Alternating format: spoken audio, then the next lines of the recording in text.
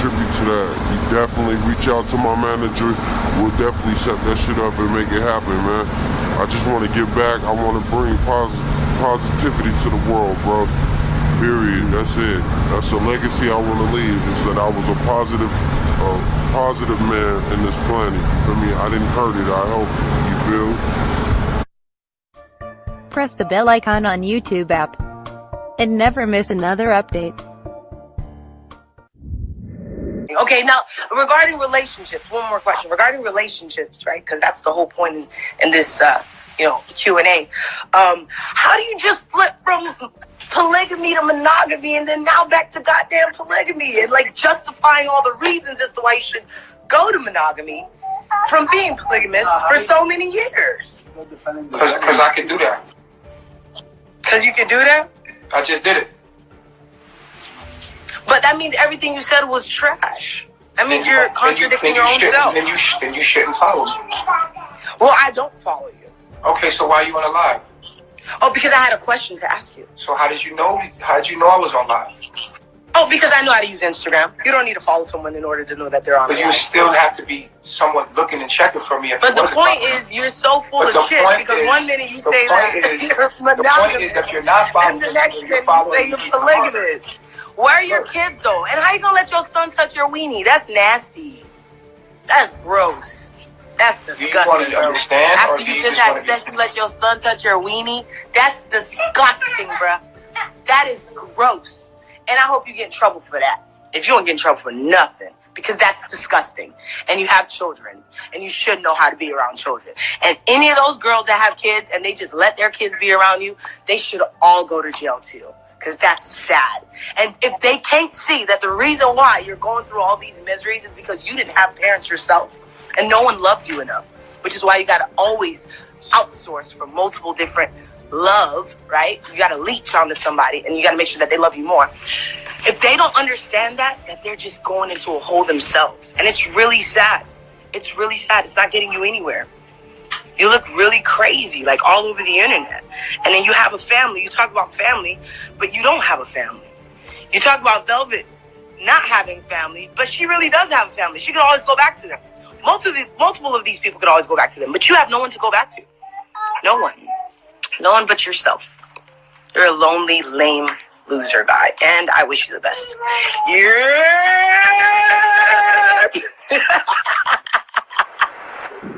I'm in the car, I'm driving, so somebody sent me the video and said, yo, Polite going in on you. So I said, well, send me the video because I'm driving. So let me see what this dude got. Let me see what this clown-ass nigga got to say.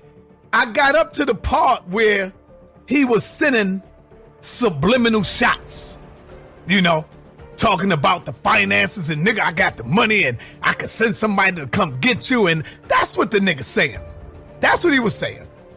You see, ain't nobody stupid. Fuck you, Polite. Ain't nobody scared of you, nigga. I know you's a bitch because I seen the bitch in your eyes when Captain Tazoriak told you to cross the fucking line, nigga. So you ain't scaring nobody. Who you gonna get? You gonna get your Crips, nigga? Who you gonna get? I'm outside every day. You're not scaring and you're not bullying nobody. All right? All you did, nigga, was told a lot of lies. Talk about the scamming, nigga. What you mad at? You mad because I came out and denounced your bitch ass? You mad because I came out and told the people that you were scamming? What, I wasn't supposed to say nothing? Huh? You mad at that? Let's deal with one of the things you said and you lied to the people. I told the people that you are a habitual fucking liar. You gets up there and parade to the people that you bought my car now, that you gave me the money that helped buy my car. You lying bitch. This is why I ain't got no respect for you no more. You gets up there telling people that you bought my car, you helped me buy my car. Nah, nigga, what you did was you robbed me. Every goddamn debate we had, you was stealing my money, robbing me, taking the money from the people. That's why it was way more. Do y'all remember a few months ago, he kept saying, yo, when I come to the gathering, right, I'm gonna have a nice big donation for Sarnetta. Y'all remember that? Press 1 if y'all remember that. This nigga gets up there lying to the people, talking about he bought my car.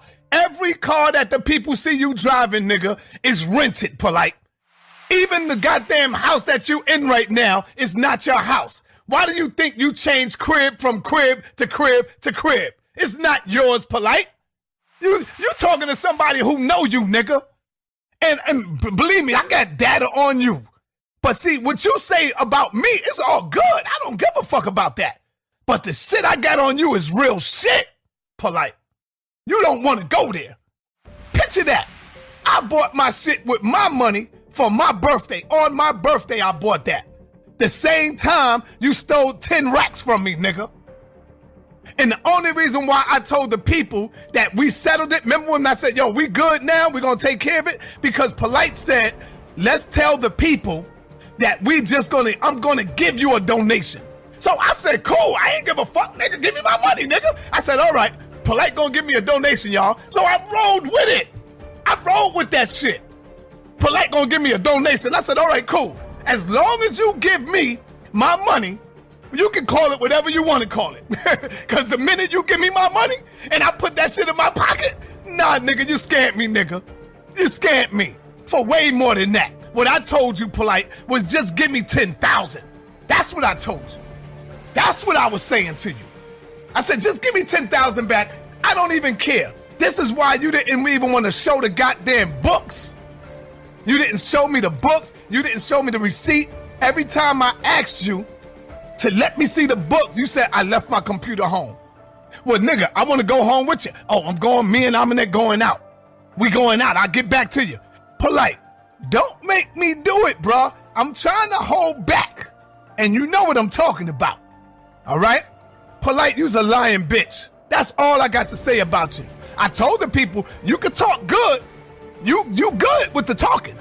You can scam the panties off of a faggot, nigga. You can scam the panties off of a faggot, but I know you. Don't forget that. You said I was disloyal to you and dishonest to you? Nigga, you came on my platform, scamming everybody, ripping off everybody, and you ain't give a fuck about me, but I'm disloyal to you? Family, do y'all hear that shit? And then you go on to say, Sarnetta, you talked about my kids. You talked about my children. Another lie, y'all. That is another damn lie. That's all that boy got is lies. I never talked about my aunt. Get one video, I would never talk about my aunt. Why in the hell would I talk about little my aunt? Huh? I would never, in my wildest dreams, talk about little my aunt. You sound stupid, nigga. You trying to get the people to try to go with you and say, oh, Sarnetta, you wrong. You wrong for that. Show me where I talked about my aunt at, Polite. Lying motherfucker. You's a lying bitch, Polite. I know you's a bitch today when Tazariak said, cross the line. I looked you right in your eyes, nigga. Right in your eyes. You didn't want none of that. Then Tazariak told the other girl, keep your mouth shut right in front of you, nigga. You ain't say a damn thing, nigga. So shut your bitch ass up. Trying to scare somebody. Now you want to threaten me. Nigga, I'm not scared of you, nigga. Do what the fuck you gotta do. Speak your speech, nigga. But you ain't scaring nobody over here. Evidently, you should have known Sarnetta's a crazy motherfucker that he gonna come back at me. See, what it is you think I'm by myself and you can just roll up and do what the fuck you want to me. That's what you thinking. Try it. Try it. I will bust your motherfucking head wide open to the white meat, nigga.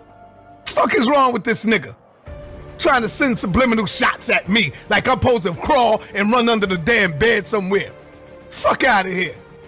So you go on to say that Sarnetta talked about your kids. Who are you talking about?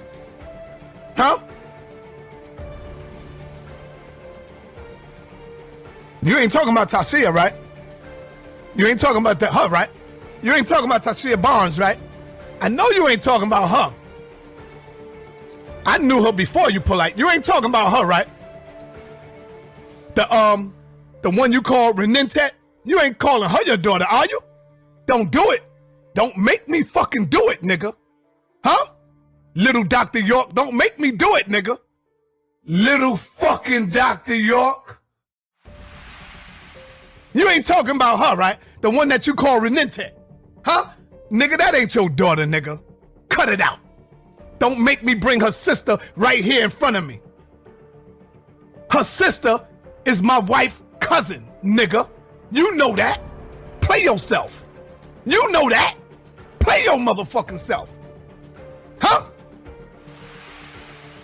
She ran away from home to be with your bitch ass.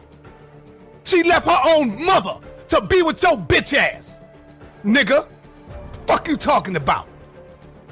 Why you think her mother and them can't even find her? You wanna play with me, nigga? I told you it'd be better for you to fuck with Kev Gills and bang back at Pharaoh, nigga. Leave me the fuck alone. You can talk whatever the talk you want to talk about me, but I ain't never do no foul shit like you, nigga. Never rob nobody, bitch. Fuck is you talking about? Huh? I know you ain't talking about that girl, huh? The one that ran away from home? Who snuck out the room and left her mother? Because her mother left you? You want me to tell the people why she left you, bitch? I'll tell them when you cut back. I'll tell them when you come back at me. I ain't gonna give up everything. Told you it'd be better to leave me the fuck alone. You fucking with the wrong one, and you know I'm crazy enough to go the fuck in. I'm not scared of getting beat the fuck down. I'ma still go in, nigga. You better kill me, bitch. You better fucking kill me. Fuck is wrong with you? Ain't nobody scared of you, nigga. Ain't nobody in this world is more grimier, low life, scumbag as you.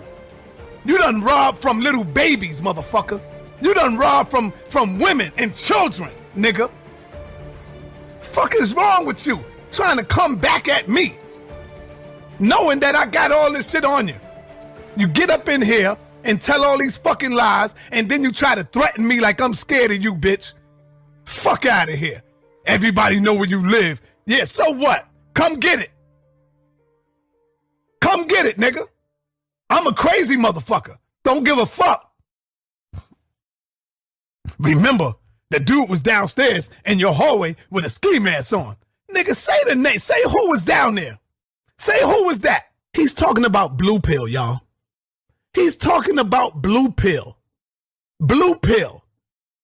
And when the bitch ass nigga called me, I ain't give a fuck. I said, so what, nigga? I went right downstairs. Guess who was here with me to back it up? Sankofa was right here with me. And Sankofa and me went right downstairs, nigga. Sankofa came back like this. Yo, ain't nobody down there. Trying to make it look like Blue Pill was coming over here to do something damage to me. Sounds stupid. You sound stupid. For them wild accusations people made about me, keep this part. Y'all like to take people's videos and showcase certain parts. Remember this part. When one of these Negroes in this community came out with this slander that I owe these tens of thousands of dollars, they got called by an attorney in the middle of the program. The stream was over an hour long. Their countenance dropped. They took the video down, they edited it up, and now it's only 20-something minutes. Why won't you tell the people why you took the video down? Why won't you tell the people why you edited out the parts you edited out, which were the worst things that you said about me? The worst thing that you could say about me, you took it out the video. But what people did, they took that information and perpetuated the propaganda. All the while he's sitting there looking like he ain't start this. Why didn't you play the video from the beginning? You know, I'm not saying nothing until y'all give me some hearts. Grown ass man, over 50 years old. I'm not gonna tell you no names until you like this video. Like this video, family. Black power, peace and black power, family. Like this video, family. When you like it, I'll give you some rumors about him. Then an attorney calls you while you're live. Say where I'm lying. And you don't even know how much deeper it gets. So you, or maybe you do. An attorney calls you while you live. Calls you while you're live. And what do they say? I'm wondering. And then you take the video down, you edit out the worst parts you said about me. And no one's the wiser. Because whoever didn't see the stream just don't know what you said. But judging by everybody else's video, we all know what was said. But you think when you put the video down that the video was lost.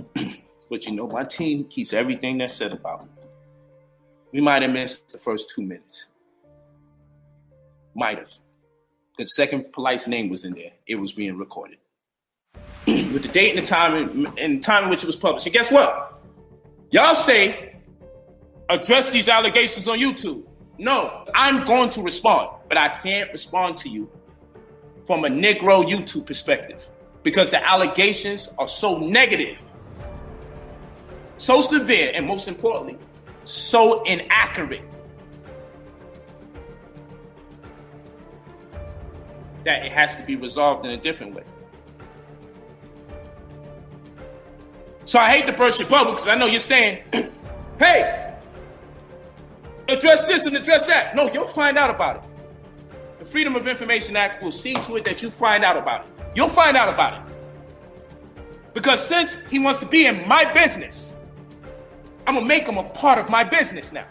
You want to be part of my business so bad, I'm going to make you part of my business. Facts. Those are facts. You want to be part of my business so badly, I'm going to make you part of my business. You want to lie on me to thousands of people and then have other people spread the same lie and think that if you edited out the video, that's just on everybody else. And you can sit there with the little 20-minute version laying in wait for the firestorm. No, we ain't doing that.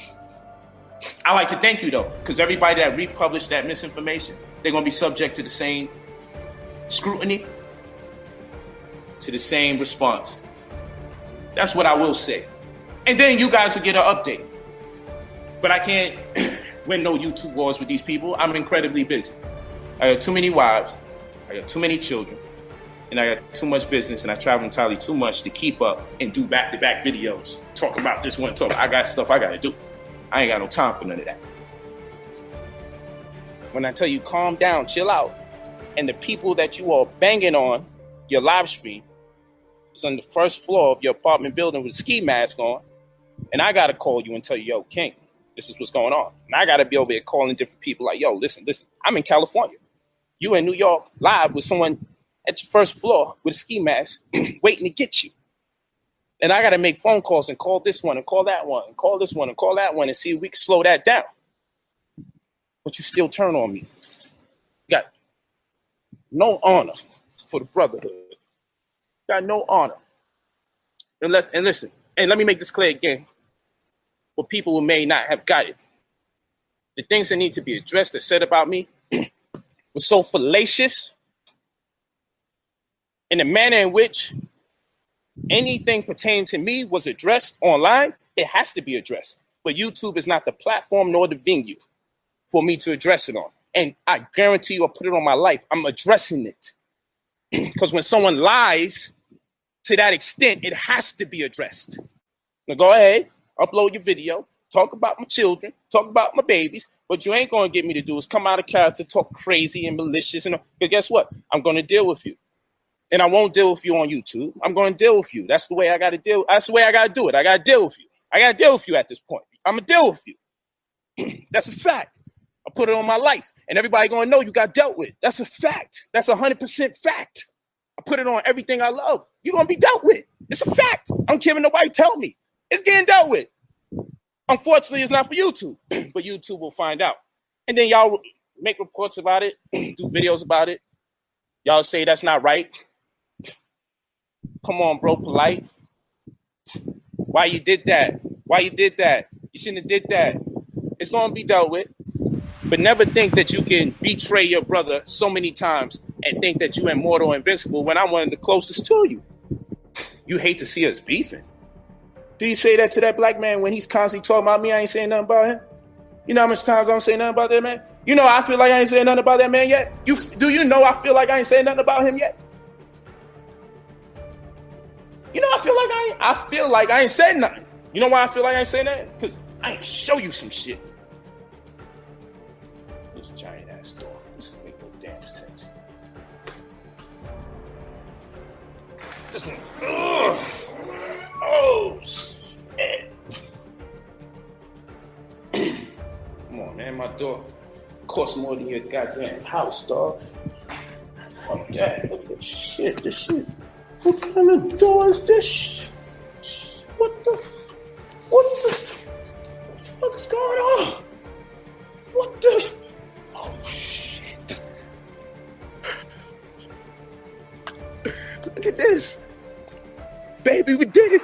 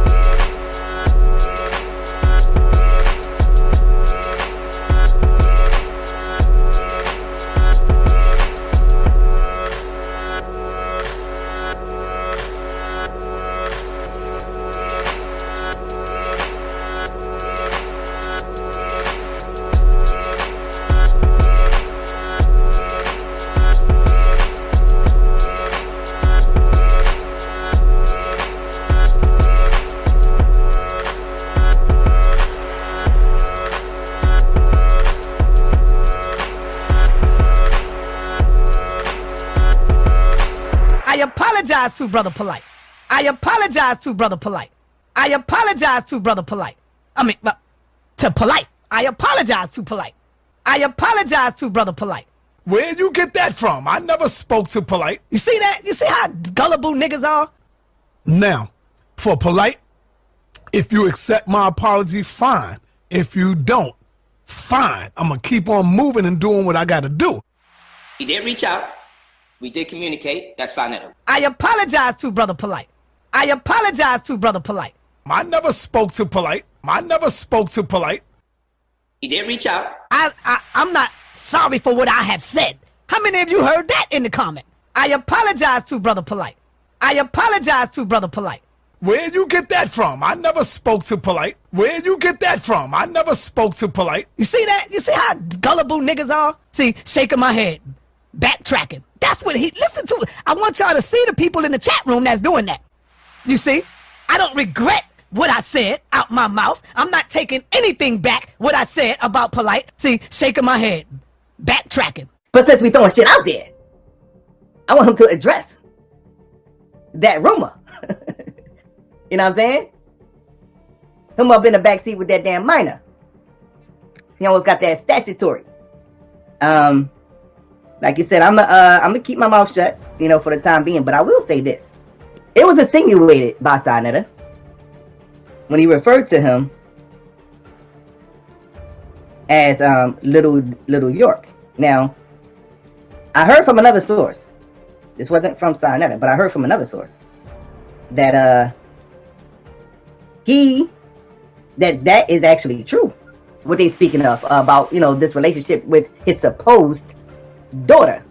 You know what I'm saying? Some, you know, I get a couple calls, a couple emails. When I'm in New York, people talk.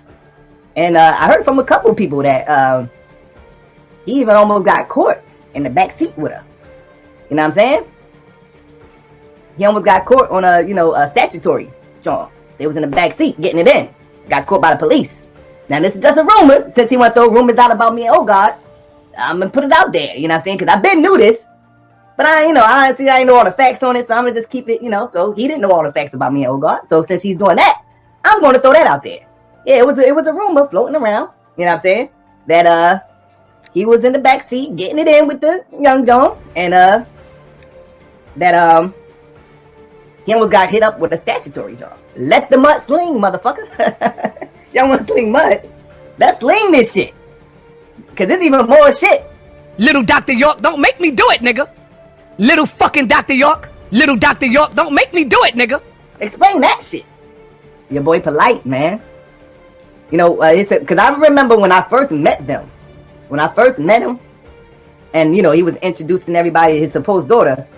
She was only 14. This was back in, like, I think it was like 2010. I think it was like 2010 or something like that. She was only 14 then. So I don't know when, I don't know when the whole thing happened. But if it's a statutory case, then she had to be a minor. From what I hear, brother Wiggs, from what I hear, he was kind of like, they wasn't all the way getting it in. It was just like kind of seen in the back of the car or whatever. And, I guess the cop was like, what the fuck are y'all doing back there? Maybe they cleaned it up. You know what I mean? From what I hear. That's what Sinetta was insinuating on that last live stream when he called him Little York. Little Dr. York, don't make me do it, nigga. Little fucking Dr. York.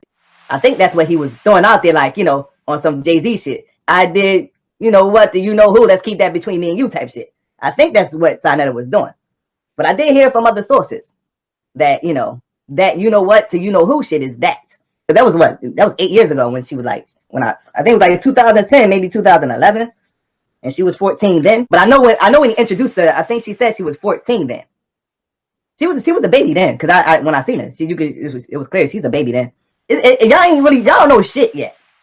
Because this is like, it was subliminal shots that y'all caught on a lot of it, but some of the shit went over y'all head because he just mentioning shit that, you know what I'm talking about, nigga. Sinetta did it a couple times too. You know what I'm talking about, nigga. I'll bring that shit out. So, this is going to be ugly, and it may be, like you said, the conscious community is not going to be the same after this. The conscious community will not be the same after this beef. These are criminal offenses. The reason why we do not get ahead as black folks is because we do not take people like this to task. We don't confront criminals in our communities. This is ridiculous. This man is a fraud. Enough is enough. This motherfucker now has some new crimes that he has committed against the community. Now notice the title says allegedly, right?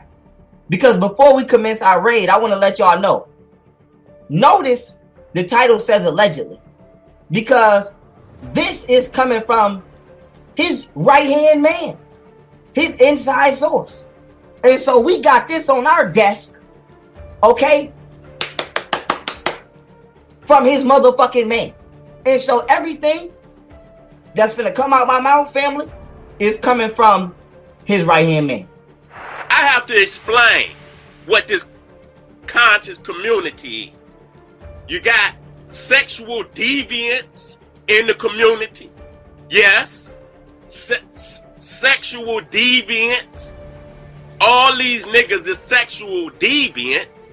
You understand? They leaders is sexual deviant. All these niggas been accused of fucking with, trying to rape babies and all this shit.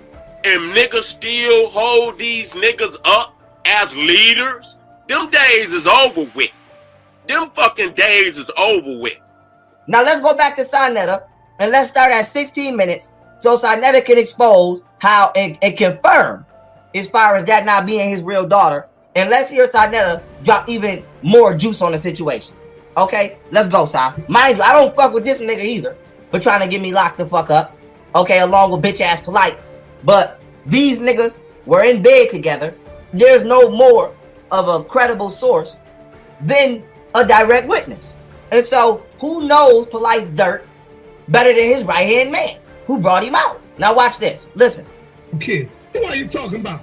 Listen. Run it back. Sinetta talking about your kids. Who are you talking about? Huh? You ain't talking about Tasia, right? You ain't talking about her, right? You ain't talking about Tasia Barnes, right? I know you ain't talking about her. I knew her before you, Polite. You ain't talking about her, right? The one you call Renente? Pause. Now let's go. The one you call Renente, that's her right here on the right. This video from 2013. Okay, now let's go back. Because Sai said he knew her before he knew Polite. And I'm going to show you why that's going to be a very incriminating statement in a minute. But let's continue on for now. You ain't calling her your daughter, are you? Huh? Don't do it. Don't do it. Make me fucking do it. Don't nigga. make him fucking do it. Huh? Little Dr. York, don't make me do it. Called him Little Dr. York. Again, let's keep it kicking. Wait, nigga. Little fucking Dr. York. Called him Little Dr. York. Again, let's keep it kicking. You ain't talking about her, right? The one that you call Renente. Huh? Nigga, that ain't your daughter, nigga. He says that's not his fucking daughter. The same shit we said last year. Now, we didn't say all this other shit, but we said that wasn't his daughter. Now, let's keep it moving. Cut it out. Cut it out. Don't make me bring her sister right here in front of me. Her sister is my wife's cousin. Ooh. Nigga. Oh, run it back. You know that. Run it back. Hold on. Who is her sister to you? Her sister is my wife's cousin, nigga. You know that. Play yourself. You know that. Play your motherfucking self. Huh? She ran away from home to be with your bitch ass. Okay, let's pause for a minute. Let's pause for a minute. So far we can conclude, okay, that Sarnetta is insinuating that Brother Polite is in the same category as Dr. York. And Dr. York is in jail right now for touching children. Mr. York, are you now under the influence of any alcohol, drugs, or narcotics? You understand you are charged with 40 counts of aggravated child molestation. 40 counts of aggravated child molestation. You understand you are charged with 40 counts of aggravated child molestation that you could receive a maximum sentence of 30 years in confinement for each count, that you're charged with 34 counts of child molestation, that you're charged with 34 counts of child molestation, 34 counts of child molestation. You're charged with 1 count of sexual exploitation of children. You're charged with 1 count of sexual exploitation of children. 1 count of sexual exploitation of children. You have a right to plead not guilty or remain silent. Not in any plea and in either case automatically obtain a jury trial. You understand these rights and understand if you plead guilty, you give up these rights. You heard the recommendation the state made. Is that the recommendation you understood the state would make? Did you, in fact, do what the district attorney, Mr. Bright, told me you did? How do you plead, guilty or not guilty, as to all the indictments that were cited by the district attorney? Did anybody force you or threaten you in any way to cause you to enter this guilty plea? Did anyone promise you anything to cause you to enter this guilty plea?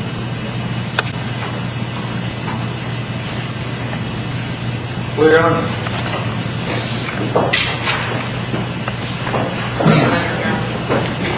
Malachi York, I find you plead guilty was freely, voluntarily, and knowing manner. There was a factual basis for your plea, and I accept your plea. You pled to life, nigga. You could have went to trial and got that life. I've been through the prison system. I went to trial. Don't tell me shit about how no courts work. Only time motherfuckers is copping out is when they did it and they got some shit that they don't want to come out. Ain't nobody in motherfucking prison today pleading guilty in their right mind who has a character to uphold to the public.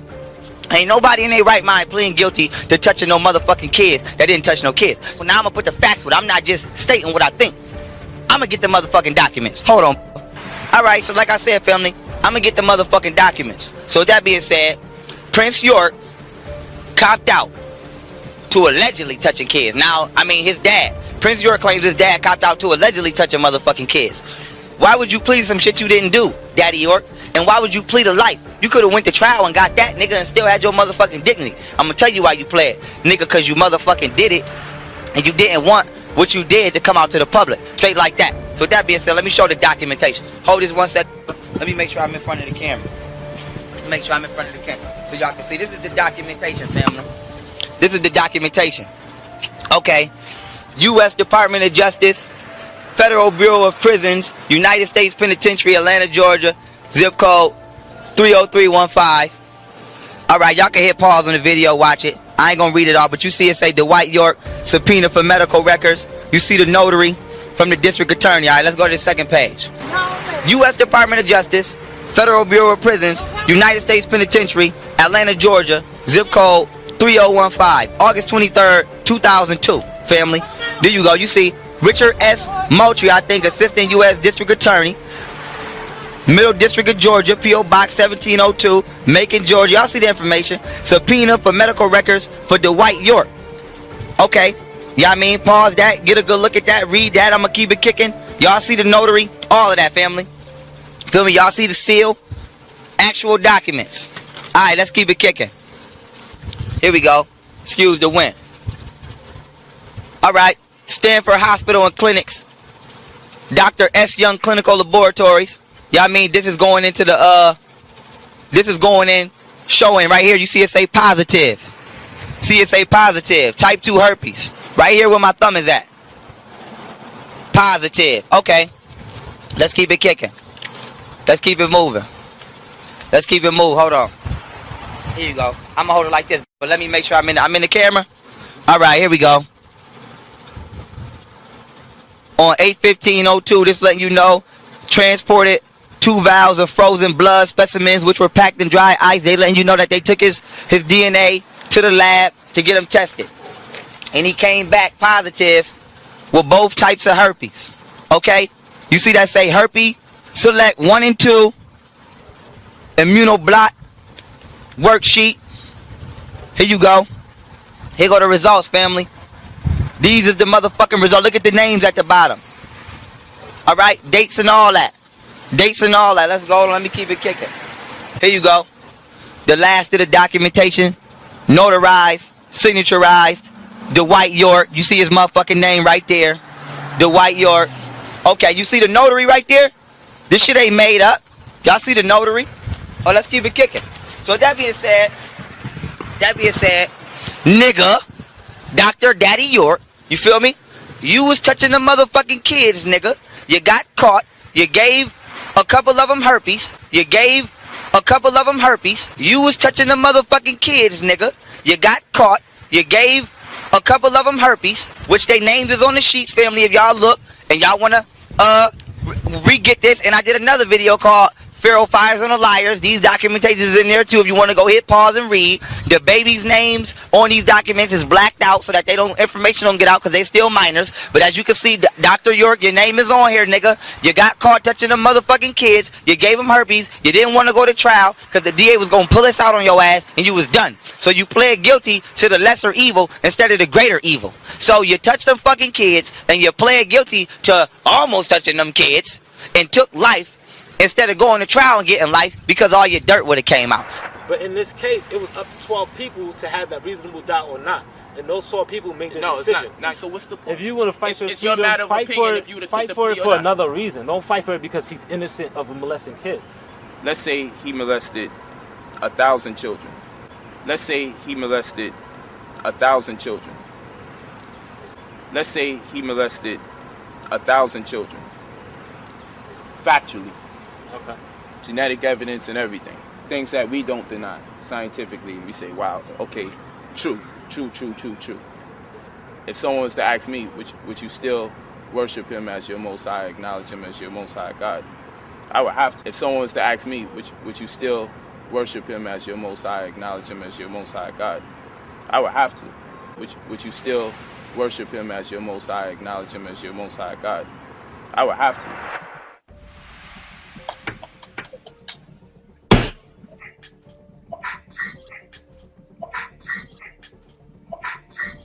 Alright, can you kick blackness? Can you kick that person? Yeah, I don't know who keeps doing that. That's like, who's doing that? They run with that. Is there any way you can kick him? Yeah, I got him. Yo, you kicking who? That's you, Sonetta? Person that keep flashing. I think that's Sonetta, man. Can't you see the little girls there on Polite's lap and you're there showing scantily clad pictures, man? Fix up, man. You're supposed to be a pillar of the community. Use your voice for right, blood. Don't use it to just throw butts around, blood. Brother, those are your sisters, brother. Yo, And if they was why my are you sisters, I ashamed? would kill you for that. Why are you ashamed of your sisters, If they was brother? my sisters, I would kill They you for covered. that. Because They you're covered. idolizing bodies rather than, and you're taking it away from the thing. You're distracting from the conversation. You're distracting from the conversation. You're distracting from the conversation. The conversation is Dr. Zebi here, blood, and you're taking it to some joke thing. This ain't no joke thing. Calm down, brother. You're getting emotional. Calm down and shut up, blood. Like you're on some joke thing. Nigga, shut up, nigga. To the thing. Shut up, nigga. Stop acting like a nigga. You're the only nigga in here, blood. Stop I'm acting a like king. a fucking You're nigga. the only Shut your ass nigga. up. You idiot. Shut your ass up, nigga. Hold on, Stop brother. acting like a Hey, you nigga. shut up, man. You're You don't making see his yourself daughter look right like a there? dickhead. Shut your stupid ass up. You sound like a nigga.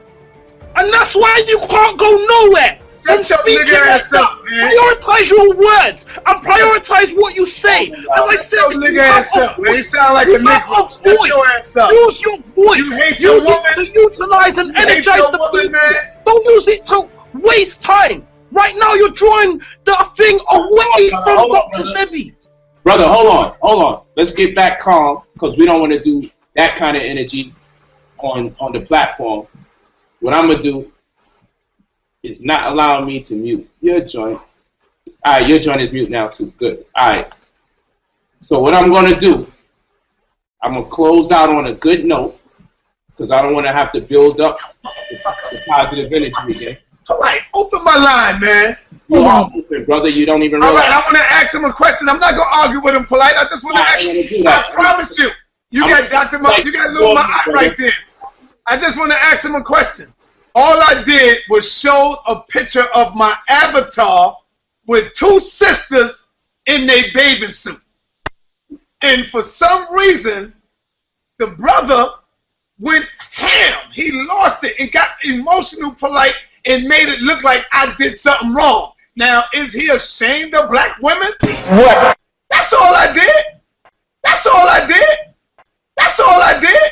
I mean, if he wouldn't have never jumped in my business, nobody wouldn't have said nothing.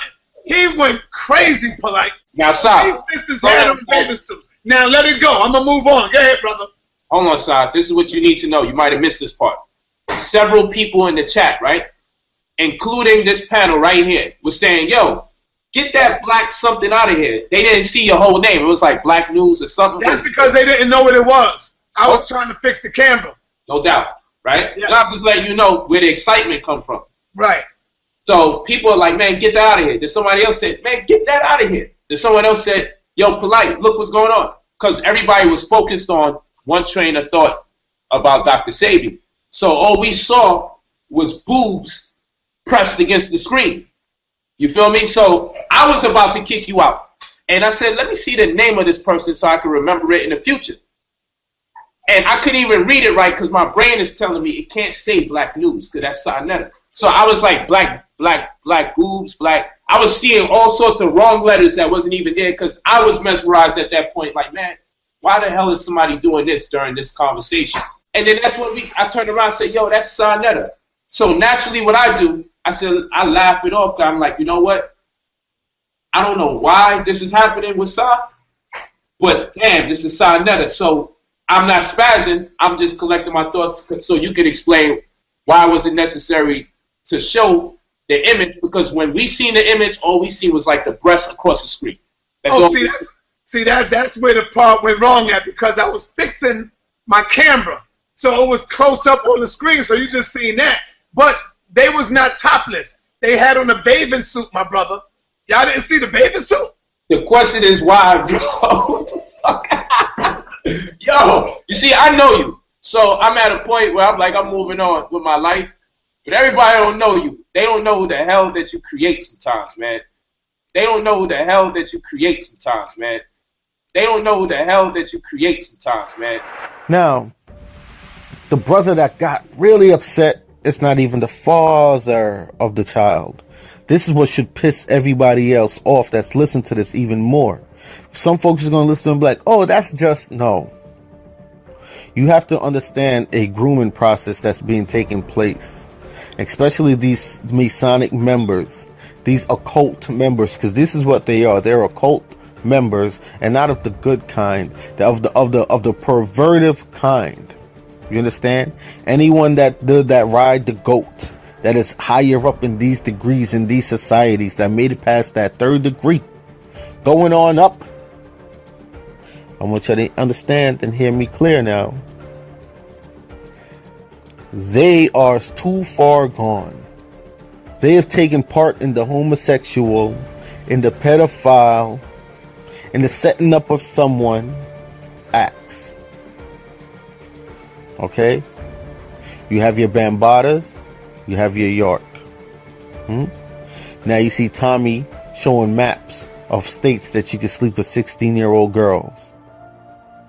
This is not a coincidence that all three of these men know the same freaking peoples within the HOK community. What does this have to do with anything? What does this have to do with the audio? Oh, it has a lot to do with the audio, buddy. The man that's not even the father got upset. You hear me? Highly upset. To the point where he told the brother he would kill him if that was him, if that was his sister. He would have killed them. And this person that's supposed to be the pillar, right, of the community, this person that's supposed to be an elder of the community, because his ass got backed into a corner and he had no way out because he was doing some foul shit sneakingly. And this is what y'all have to understand about a lot of these secret society members. They know psychology.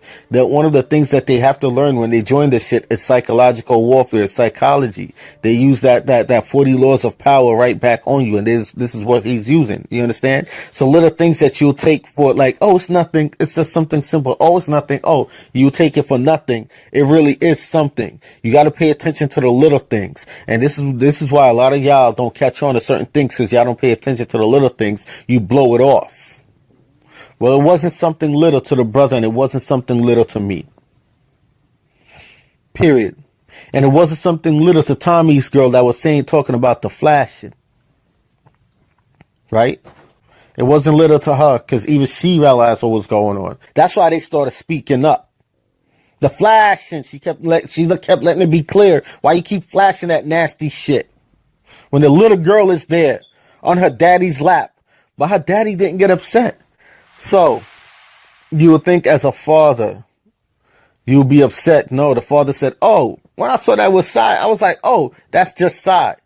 That means he's going to pretend like he didn't know it was Sai Netta, right? And listen to how he's talking. That means he had a problem with it too as well. Right? That's what he's trying to say. But when he figured out it was Sai Netta, oh, now it's not a problem. No. See, this is the little trick that they do. They're grooming that young girl. That's what that was. You see, flashing pornographic pictures purposely for that young girl to see. He was trying to groom that young girl to over-sexualize her at a young age because, again, like I said, when young children look at images, especially cartoons and sexually explicit images, when they don't have the understanding or the maturity to understand what it is that they're looking at, they start mimicking those things and it becomes a part of their personality. The Arabs did it with Islam. Muhammad took on a 9-year-old girl. That's their prophet. The NOI and Elijah Muhammad was doing it when he got 8 teenage girls pregnant, and they're going to try to convince you that all 8 were 19 years old. Man, if y'all don't stop. This is something that's been going on for generations, and it came through the way of this religion that they forced on you. And these secret society members, a lot of them love that shit. They're in on that shit.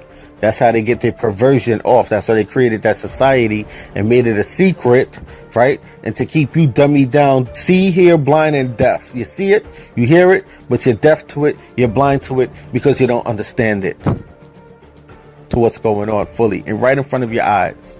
Because they got you trapped in a bubble within the matrix. This pedophilia shit ain't no joke. It's an infestation that's been happening. When they take the pedophiles out of prison, they throw them within our community.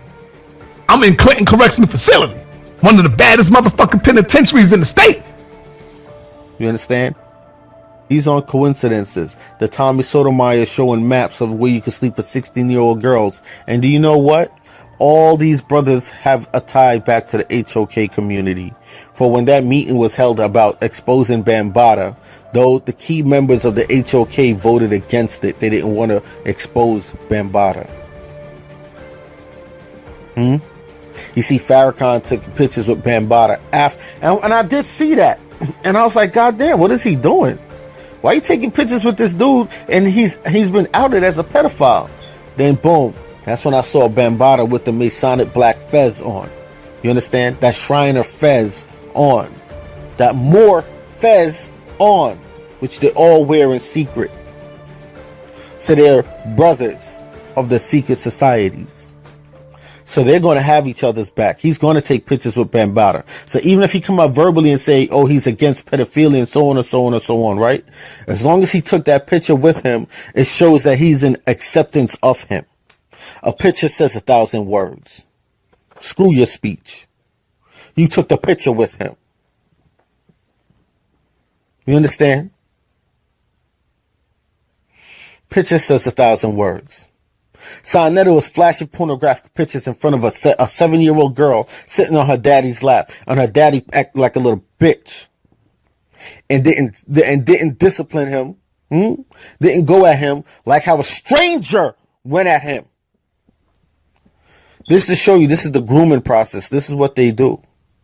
So when you hear these stories about these Caucasian little boys and girls of their parents giving them up to these secret societies and these things, and their parents also in on it. First of all, the nigga Polite, this is the second time he clout chasing the death around somebody about Dr. Sebi. Dr. Sebi didn't know this nigga. This nigga keeps saying Dr. Sebi cured him of diabetes. The nigga never had diabetes. Okay? The nigga never had diabetes, bruh. Stop saying that. You never had diabetes. I already exposed your whole life story. You're a liar. He didn't know you. How did he cure you of diabetes? But let me show you, let me give you the storyline of how he clout chasing before we get here. Listen. When Dr. Sebi first died, this nigga Polite did a whole lecture, okay? Made all that bread off Dr. Sebi's death. Didn't give $1 to the nigga family, okay? Let's be real about that, okay? So if you really gave a fuck about Dr. Sebi, you wouldn't have did a lecture, made a profit off that man's death, and then didn't even make sure his family was good. You only profiting off of our people's demise. Now let's update, okay? Now the nigga Polite, right? Listen, he posted this video, okay? Let me see this. This video was posted yesterday, right? He shot this video yesterday. Now peep gang. Now I'm finna show you him fake crying, but here's my thing. He got the rest in peace Dr. Sebi shirt on. See, I know a fraud when I see one. Let me ask you a question. Was you just coincidentally wearing that shirt? Did you know that Nipsey Hussle was gonna die yesterday? Nigga? Or did Nipsey Hussle die and you ran home and put on a rest in peace Dr. Sebi shirt so that you could shoot a video real quick? Nigga? Because you look mighty prepared for an interview that you had no idea you was gonna have to do. So first of all, that's flag number one. Why do you have on a rest in peace Dr. Sebi shirt on a random ass Sunday? Why? Why do you have that on? So that right there let me know that you was already prepared to clout chase. Okay? Now let me show you this nigga fake crying.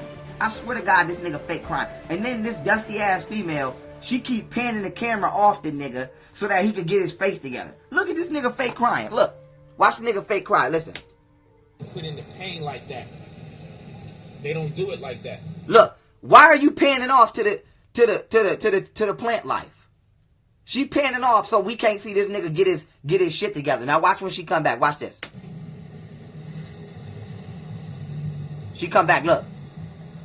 He trying to cry, but he's still not crying, so she gonna pan again. Watch this. Look. He trying to get it. He can't get it, though. See? He trying to do it. He can't do it. Hold on, let me go back. Watch him try to get it out. Look. It's not coming, though. See? So she gonna pan again. Now watch her pan again. Watch. Hold on, my bad. I accidentally muted it. Hold on, here we go. Watch this. Watch her pan again. See? It's not coming. He trying hard to get them tears out, but they not coming. Now watch her pan the camera again. Look. Why? Why the fuck you keep taking the camera over here for? Why? Look. We don't understand. Look, we don't understand. The sacrifice it takes. He got one fake tear out. He tried hard to get that fake ass tear out. The fear you have to have. The fear you have to Real have. gangster in you to tell people about Dr. Sabi. You know you risking your life when you tell people about Dr. Sabi, right? No, you not. That's the man that cured me of my diabetes. Okay, I'm done. I don't want to hear the nigga no more. First of all, you're not risking your life when you tell people about Dr. Sabi. You're not. We talk about Dr. Sabi all the time. You're not risking your life. You don't got to be a gangster to talk about Dr. Sabi. Stop clout chasing, nigga, because you're trying to reach a certain demographic. Second of all, you fake ass nigga. You not, bro, you don't give a fuck, nigga. You don't give a fuck. Nipsey Hussle would have slapped your bitch ass if he would have heard about what you was out here doing. Scamming people. Scamming your own people. Nigga, you know, he don't even show that emotion to the victims of his fraud.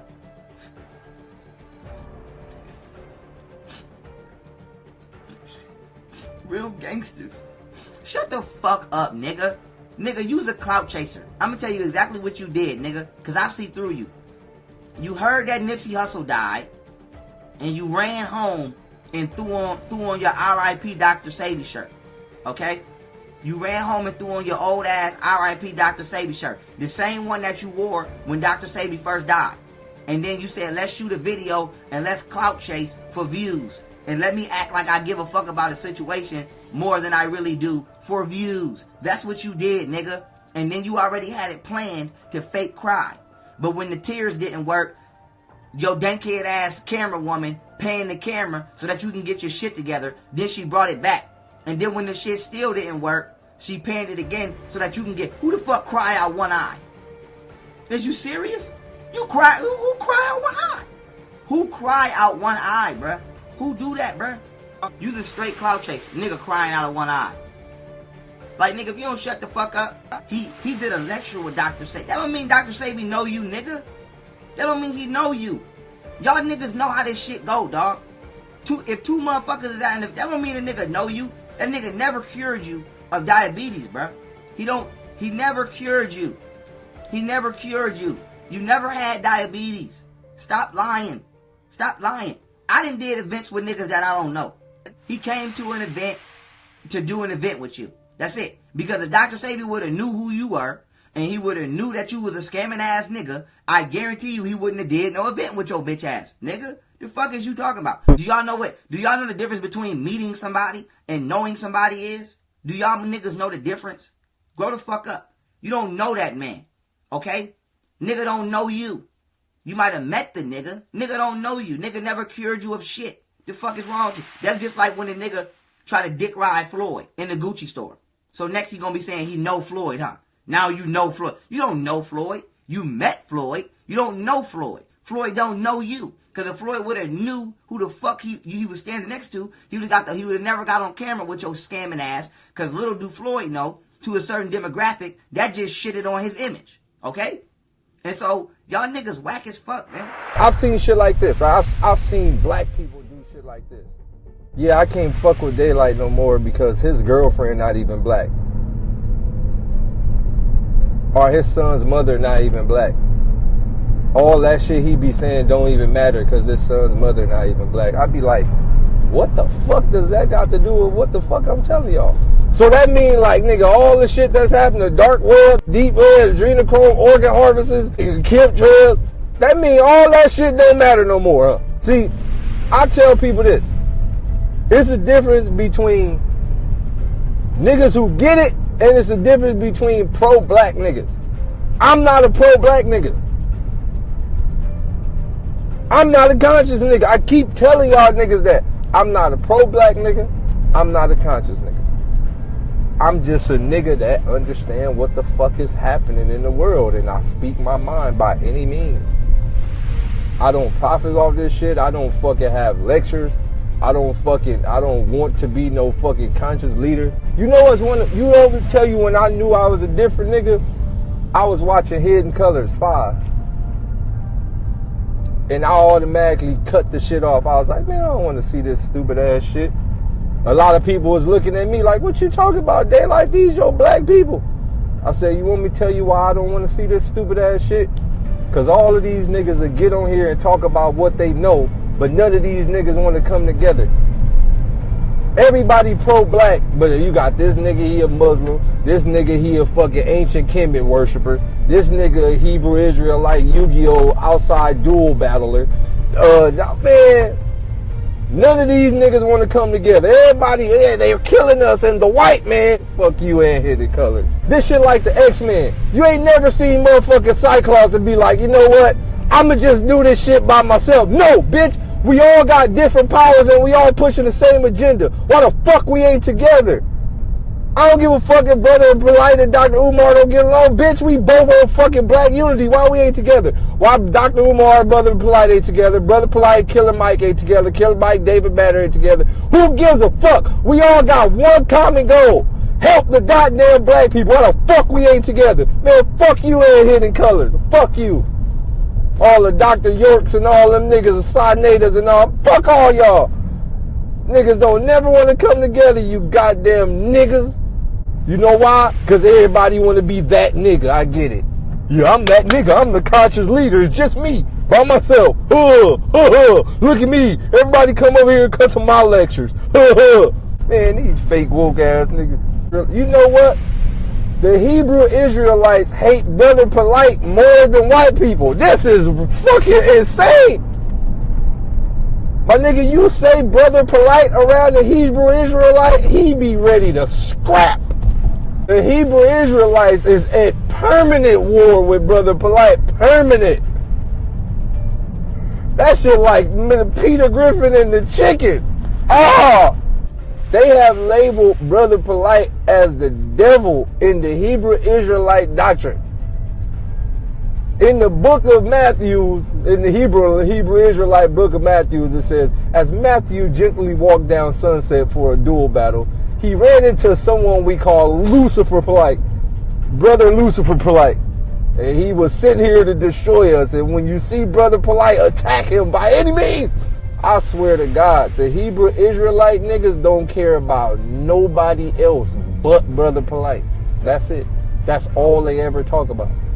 I remember one time I was walking by the Staples Center. I seen them out there. I was like, look at these niggas ready for their duel battle. They was out there looking like, nigga, they looking like plenty Power Rangers, all Megazords and shit. You know the Hebrew Israelite niggas look like they about to have a white dragon duel. Oh my God. Yu-Gi-Oh! You know, they be out there ready for all type of dueling. You know, they got all the little chakra diamonds on and all type of shoulder palette. I'm walking by. Man, they must have got up on me like a gang. Hey, come here. Oh, shit, what's going on? What's good? First thing I do, put my fists up. I'm trying to get some unity. You know, niggas walk up on you like that, it can't be too good. Nigga talking about, yeah, nigga, I heard you over there with Brother Polite and all that. I'm talking about, wait, what you talking about? It's Black Power. No, nigga, Brother Polite. You be with Brother Polite. I was like, so? Like, what that mean? He like, yeah, just let you know, be safe around here. I said, damn, it's beef like that? Shit. We all got one goal. Help the black people. If that's the ultimate goal, is to help the black people, why won't we just come together for that? Who cares what you believe in? I don't give a... Look, Hebrew Israelites, I don't give a fuck about your Bible. I don't give a fuck about no Hebrew Bible. I don't give a fuck about no Joseph walked 900 miles to the Egypt River. I don't give a fuck about nothing that happened. Now here we go. Oh shit, my bad. I don't give a fuck about nothing that happened damn near 500 years ago. I don't give a fuck. Listen to me. I don't give a fuck if Moses walked 70 days through the desert to find Bethlehem. I don't give a fuck. He dead and been dead long time ago. I don't give a fuck about none of that. I don't care about Joseph, John, Portugals, nigga. I don't care about those, nigga, John the Baptist, none of them. Fuck all of them. It's about today, right now. I'm gonna get on you ancient Kemet niggas. Niggas always talk about, yeah, Horus, Yeah, we need to pray to Horus and Osiris's and Isis's and all our ancient Kemet gods. Fuck them too. Want me to tell you why? Where the fuck they at? The fuck? I'm just coming, look, I'm coming to this final point of my life. Fuck all of these niggas in the past. Fuck Jesus, fuck Horus, fuck Isis, fuck Moses, fuck all the Matthews, fuck the King James. Fuck all these niggas in the past. Fuck them. They dead. The fuck we still talk about these dead ass niggas for? They dead. The fuck? I wasn't alive with Martin Luther King. I wasn't alive with Malcolm X. I didn't know. I don't know. Fuck all of the niggas in the past. We gotta stop worrying about these fake ass superior niggas back in the days. Fuck them. They had their time to do things. They did. We gotta worry about now. Right now. Today. What I think about the new chicken sandwich? I mean, the new chicken sandwich is good and everything. I mean, it tastes good, and I think it's better than Chick-fil-A. I'm not gonna lie to you. But damn, I'm tired like shit. I can't get no sleep around here. Like, the line is always long. Like, damn, that ain't even fair to me or my kids. Shit, I want to see my kids at night, but I'm a closer. The line is always long. I get here every day. Every day, I'm the cook too. Why I don't even like this job no more. Like, damn, I don't even want to eat the chicken sandwich. Like, this ain't cool no more. Stop fucking coming to Popeyes, dude. I'm tired of all these customers keep coming in this fucking restaurant and I can't get a fucking break. Oh my God. Do you know how it feels to not be able to get a fucking break on a 6-hour shift? God damn, this shit is fucking tiring, man. And I'm a closer. I'm a closer too. I don't get to leave at 9 o'clock when I'm supposed to get off. I have to leave at fucking 11 because the line is all the way down the fucking street. It's always busy in this motherfucker. Like, turn the camera. It's a line right now. It's a line right now behind me. Like, damn. Go the fuck home. Go home. I can't believe this shit. Bruh, I can't even see my girl at night, bruh. When I get off, I can't even get know what's happening. I can't get know what's happening. Do you know how that feels? Just because of fucking Popeyes? Oh, no! Civil unrest explodes in several major American cities. There have been reports of fires, looting, and violence in the streets, all over a fast food promotion gone terribly wrong. As the first customers tasted the new secret recipe, reviews were stellar. Yo, motherfucker, yo, nigga, this shit is bad as fuck. Yo, put this shit in your mouth, man. Eat that motherfucking can. But early on in the day, there were signs of trouble. Impatient crowds, drive-through lines stretching for miles, scuffles between tired and hungry customers. How you gonna say you got chicken and you ain't got no chicken? You knew y'all was gonna do this for a year. How am I supposed to feed my family now? I want my chicken. My babies want their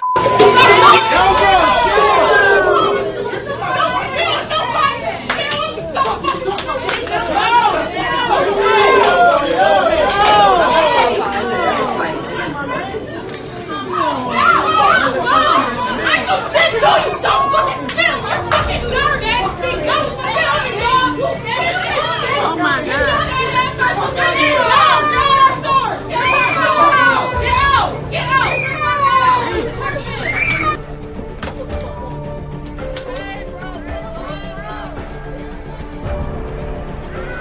Oh my God.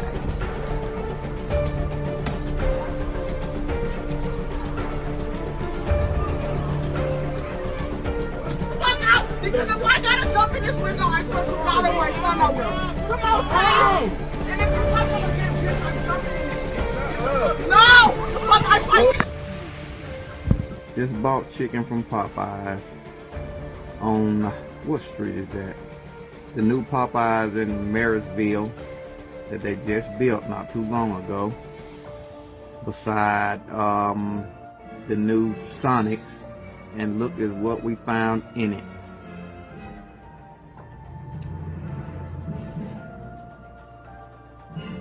That is gross.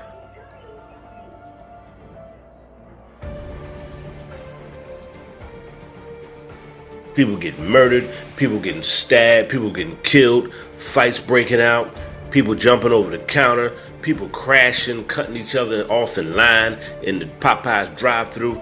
This is just ridiculous, man. If you saw before all the craziness that broke out, when the chicken sandwich first came out, it was murders, deaths, people running their cars into Popeyes, people crashing, somebody got shot. This is ridiculous. Over a sandwich. You mean over a sandwich y'all gonna murder and kill each other? Over a sandwich y'all gonna fight and hurt each other? Over a sandwich you're gonna stab somebody to death? Over a sandwich you're gonna take your car and run it through the Popeyes window? Over a sandwich? Really? I think they're experimenting on the communities. I really do.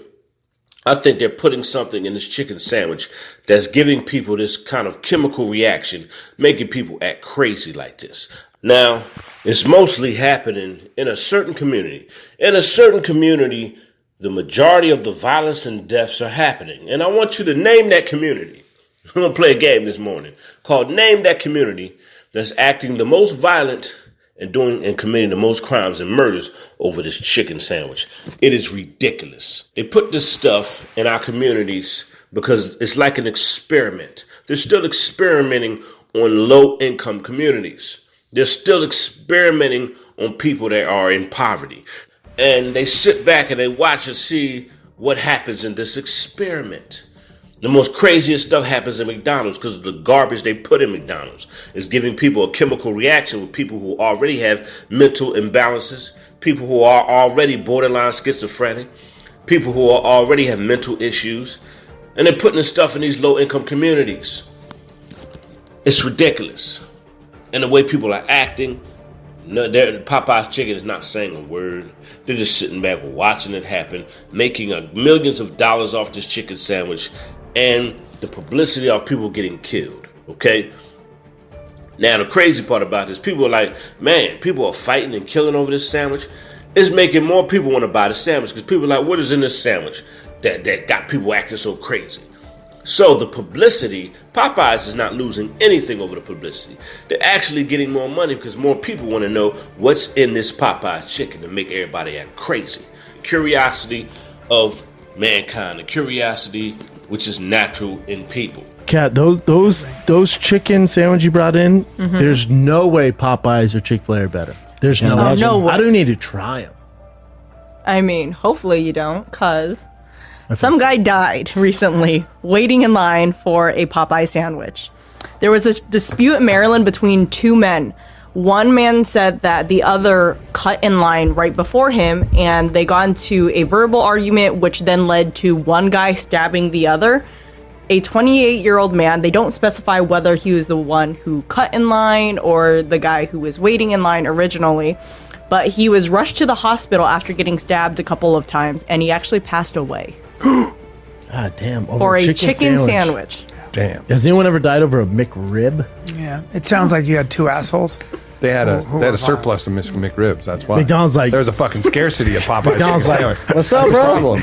I think they would have. I think they would have gotten a fight at Costco. Popeyes didn't matter. Although he might have been hungry, and when you're hungry, but you're also grouchy. but here's the problem: like people, like kids, have gotten murdered or they've gotten robbed and stabbed for Jordans because there's such a limited amount of them. Scarcity. So people have like this urge, like, oh, I'm gonna miss out, and then they kill bitches. Yeah, Beanie Babies. This, Jared, remember that? Or the Tickle Me Elmo? Yeah, Jared people freaking out. See, I ain't even worried about Popeye. Because not only do I not, not only would I not get online for a Popeye sandwich, I don't eat chicken. So first of all, even if you said I would never go there, I would rather have the chicken in Crack Donald or Murder King or they have really good sandwiches. They have chicken sandwiches in Haunted Castle, and sometimes I even go to Sunken Donuts. But hey, listen, I tell you, leave that chicken alone. You better get back to where you got to go because you don't even know how old that chicken is. And that beef you be eating, you don't know how old that cow could have been born when your mama was born. And they froze that bad boy up all those years, and you don't even know. You don't even know if that's chicken. That could be horse meat. You don't know. And anytime you go into a buffet and you see everything chopped up, you better pray that's food. You don't even know what that is. They say that's chicken. You don't know if that's chicken. That's chopped up so much. That could be anything. You don't know what you're eating. So, I mean, people may get caught up on that Popeye sandwich. But I'm getting caught up on the fact that you're eating flesh. And you are what you eat. You eat a chicken, you're a chicken. You take on the aspects of what you ingest. So you eat chicken, you a chicken. You eat pig, you a pig. You eat cow, you a cow, and if you eat fish, then you a fish. I tell people, nothing with a mouth go in my mouth. And then when you think of how we eat and the time that we eat, there are certain things that you should not eat according to the time of day. That's why it's called break fast. Because when you wake up, you're breaking the fast that you had while you were asleep. And so you have to be careful some of the things that you ingest. One of the worst things you can do is eat a big breakfast. Because by 10 o'clock, you're ready to go to sleep. Because the energy that it takes to digest the food is the same energy it takes to do your work. So you eating all this pancake and sausage and bacon and saying, this is a good breakfast. This is a healthy heart. No, that's going to put you to sleep by 10 o'clock. That's why you need the coffee break to get out there and get some of that caffeine to keep you awake until you get to lunch, which is going to put you to sleep by 2 o'clock. Even if you go to the Caribbean, in Jamaica, Puerto Rico, there's a certain pattern that people have. That there are things that they eat, there are things that they drink. And there are times that they do it, and there are times that they don't. And this is why, for me, Sister Dr. Ma'at, wife of Dr. Sebi, and what Dr. Sebi was teaching us was so important. Because with all this knowledge and with all these other things that are getting in our way, you can have all the information in your mind you want, but if you have a sick body, it don't make a difference how smart you are. And so it's important that we begin to understand that when you're hungry, you're not hungry for food. That's why, like, when you go out and you get that big, you real hungry, and you go out and Popeye, you get that chicken sandwich. That's why, within an hour or two, you're ready to go to sleep. Because, and not only that, but you're still hungry. And the reason why you're still hungry is because that chicken sandwich did not bring the oxygen that the cells needed. So it filled you, but the moment that it went through your stomach, through your small intestine, all of a sudden now, your cells are saying, yo, but you didn't satiate my hunger. I wanted oxygen. I did not want that damn chicken sandwich. Queen Afua tells us that according to how many meals you eat a day is how many times you should be sitting on the stool. So if you eat 3 meals a day, you ought to be defecating 3 times a day. If you eat 1 meal a day, you should be defecating 1 time a day. But if you ain't purging every day and you eating, you have a problem. What up, everybody? What up, everybody? How you doing, everybody? I'm back, you black raggedy motherfuckers, everybody. I'm back, everybody. Happy Memorial Day, you raggedy black ashy motherfuckers, everybody. Look at my fucked up hairline, everybody. Look at it! Now, what's up, everybody? I'm not going to be on here too long, everybody. I just want to wish everybody a happy, what is it, Labor Day, everybody? Happy Labor Day. Happy Labor Day to my barber, everybody, because it's a labor to cut this fucked up hairline, everybody. Look at it. Look at it, everybody. Now, before I go, I just want to say, shout out to everybody real quick, everybody. The phone number, everybody, is 818-850-5404, everybody. Call in real quick, everybody. Now, I'm not going to be on here too long, everybody. Just want to give everybody a shout out. Look at my hair. Y'all shamed me to cut my hair, everybody.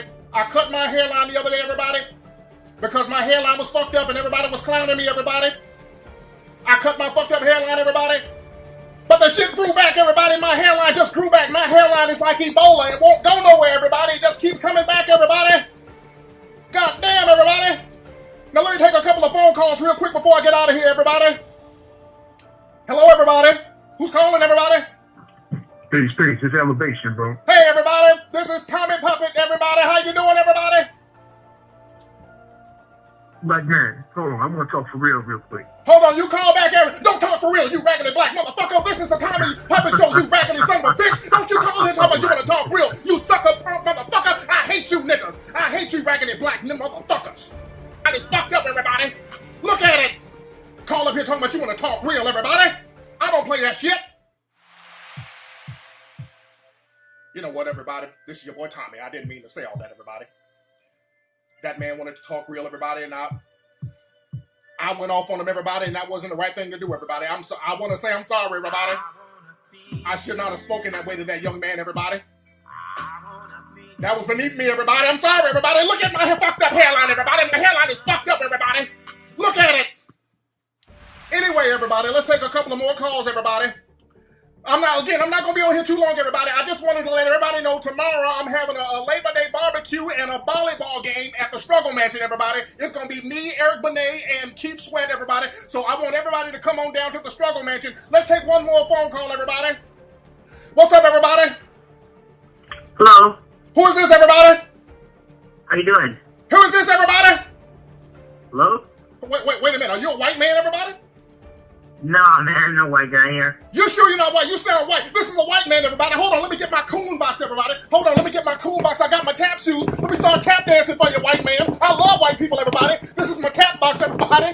Look at my tap shoes, everybody. I'm tap dancing for the white man, everybody. I love white people, everybody. Hold on, everybody. Let me get my tap on, everybody.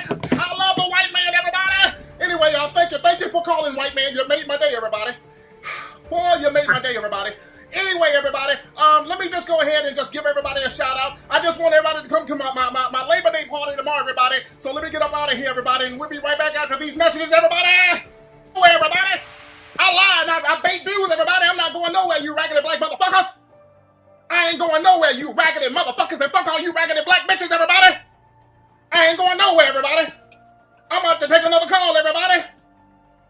You raggedy son of a bitches. Put that shit on my page, everybody. I play that nigga's gangster. What's up, everybody? Who's calling? Yeah, I was calling to see how can I get the King Flex mixtape. The King Flex mixtape? Oh, nigga, you know what? Shit, I can rap better than him. I can rap better than him. I got a new mixtape coming out, everybody. Let me bump y'all some of it right now. I'll perform it live, everybody. Look at my fucked up hairline, everybody. Look at it. Look at my tap shoes, everybody. I got raggedy tap shoes, everybody. I can flow. Let me get my raps going on right now, everybody. Here we go, everybody. Hold on. Hairline, fucked up. Struggle Mansion, crispy, turd, I ain't shit. I hate black ass bitches. You niggas ain't shit. Fuck you. I'm crusty, I'm crispy, I'm a turd. Hey, I ain't shit. I got a fucked up hairline. Look at it. I ain't shit. Struggle Mansion, punk ass motherfucker. That's who I am, Tommy. I ain't shit. I'm moist. I'm crispy. I'm a biter. I'm a snitch. I get fucked up in the ass by queens. I'm a whole ass bitch nigga. Oh yeah. In the Struggle Mansion. Oh, that's my shit. It's coming out, everybody. That shit's coming out on Geffen Records. I'm large, everybody. Look at my tap shoes, everybody. Look at my motherfucking tap shoes. I'm getting it in. This is gonna be my first video, everybody. This is gonna be my first video, everybody. Look at these tap shoes, everybody. All right, everybody. Let me get up out of here. Let me go ahead and let the show get started, everybody. Y'all have a good night, everybody.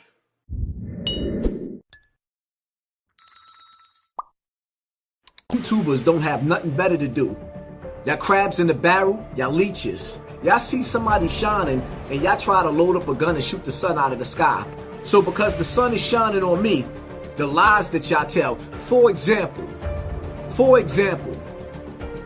I have never been locked up for child molestation, ever. Number one. Number two, FBI has never in their life came to see me and locked me up for child pornography. You liar, you. Thanks to the young reptilian, young pharaoh. Liar. Diabolical liar. This is the same dude that sat up there and promised women all over America. He sat up there and asked for donations to open up daycares all over America, but yet he's a felon, knowing that he couldn't open up a daycare. This is the same dude that opened up a GoFundMe in Sandra Bland's name, to where Sandra Bland said, "You don't know my daughter, why would you do that?" Scamming the people. So that's two right there. You opened up a GoFundMe in Sandra Bland's name. You took donations to open up daycares, knowing that you was a felon, couldn't open up no daycares. That's two right there. You sat up there and you took the SOS logo from them children in Africa, as well as those people down in indictment. So I'm interested in the 3 streams, and he's like, all right, that's $7,500, and I'm like, oh, well, I don't have that right now, so I mean, hopefully I get it soon, and if I do, I'll give you a call back. You know, basically that's what I said, something like that. And he's like, all right, cool, peace. That's it. End the conversation. And I was kind of, I didn't know how to feel. Like I was kind of bummed, like damn, like that was my chance and now that's gone. And then I'm like, he's just, the conversation was just so, like it wasn't what I would expect him to be like on the phone. Or just be like, period, when I talk to him, you know? But I'm like, okay, cool. But I mean, it's his voice. You definitely know that's him, you know? So, what was it? I think like 2 days later, I basically just asked him, like, you know, we spoke a couple of days ago. We spoke about the mentorship program for $3,500, and I'm like just letting him know as I was meditating on manifesting this opportunity with you into fruition, I thought to ask if at any time you felt the love to possibly consider working with a sister on this. I have a fixed desire to have this opportunity with you, but also know for normal people as a single working mother, as a single mother working a 9 to 5, the option to have $3,500 to spend at once isn't realistic. Anyways, well, shoot, you got my baby, you know, and, you know, my stepdaughter, so I go on and be a man and take her. But then when I'm sick and I'm coughing up a lung, hey, can you rush me to the hospital real quick in my truck that has 4x4? And I ain't like asking you in your car. All of a sudden, it's like pulling teeth. So is there a way I can lace her up so that way at least? No? Fuck no. No. Just take care of your kids. Look, bitch, if you sick, take your ass to the doctor. Ooh-wee. I'm here. You here. Shit, we may as well get started. I ain't got to introduce myself. I ain't got to introduce the show. Although I will. You know this Rosebud. This is the Ask Rosebud show. Man, I got a lot to talk about. Most of it, you know, like usual. Excuse me. We have talked about it before, but we going to talk about it some more. Get at me at askrosebud@gmail.com. You could also, at Mr. Rosebud, Twitter. Let me just start this because I'm excited about this conversation we're going to have tonight. Because I've always said you got to be prepared for whatever you want to do in life. But what I'm really talking about now, being prepared, is when you're talking to broads, man. It's just like, do you guys really understand what being prepared is? I mean, first and foremost, this is something I used to give away, so I don't mind saying it. But I don't give away the free stuff no more because ain't nothing free.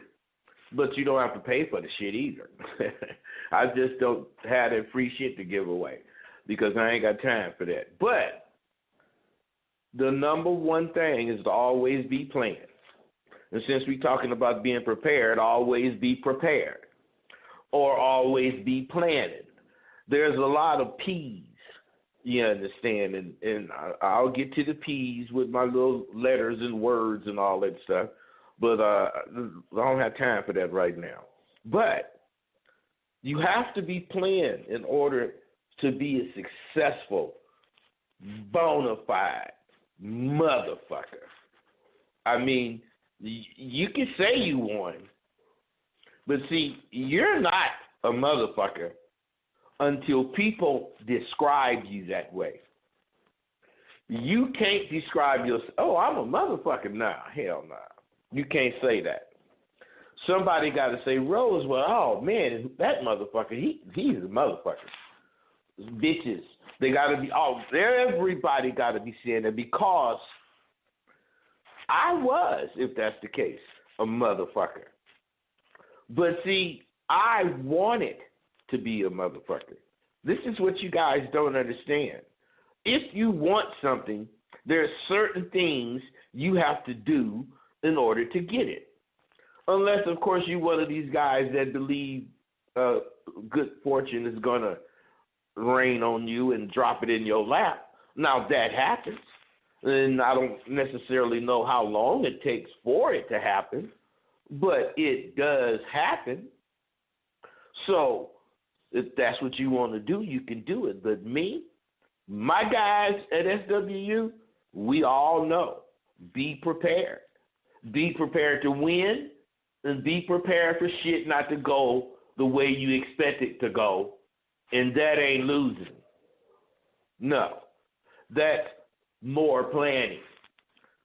So, I guess you guys remember the Boy Scouts, and that was their motto, be prepared. You know, and that's why in the Boy Scouts, they taught you all kinds of things. Now, you might have liked whatever about ropes, tying knots.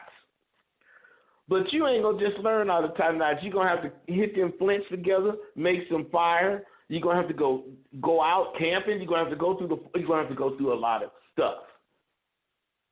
And what I'm saying, that's how you be prepared. You can't just say you're prepared.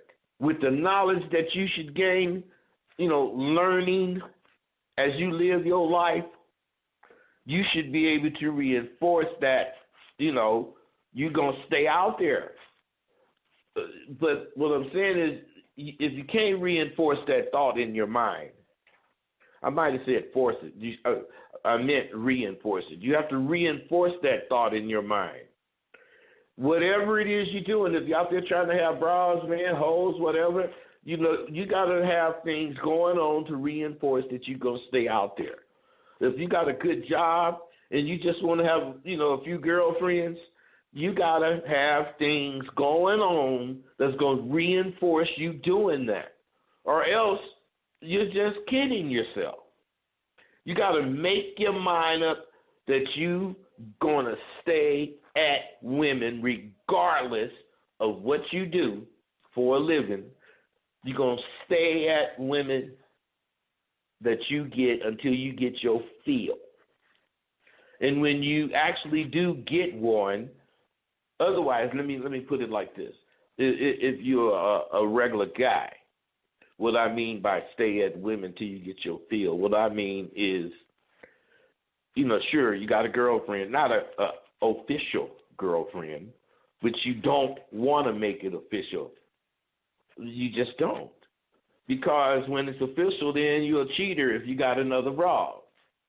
So, what I'm saying is avoid that conversation initially. This one may be the one you want, but don't make that decision until she earns it. So what I'm saying is you got to play the field.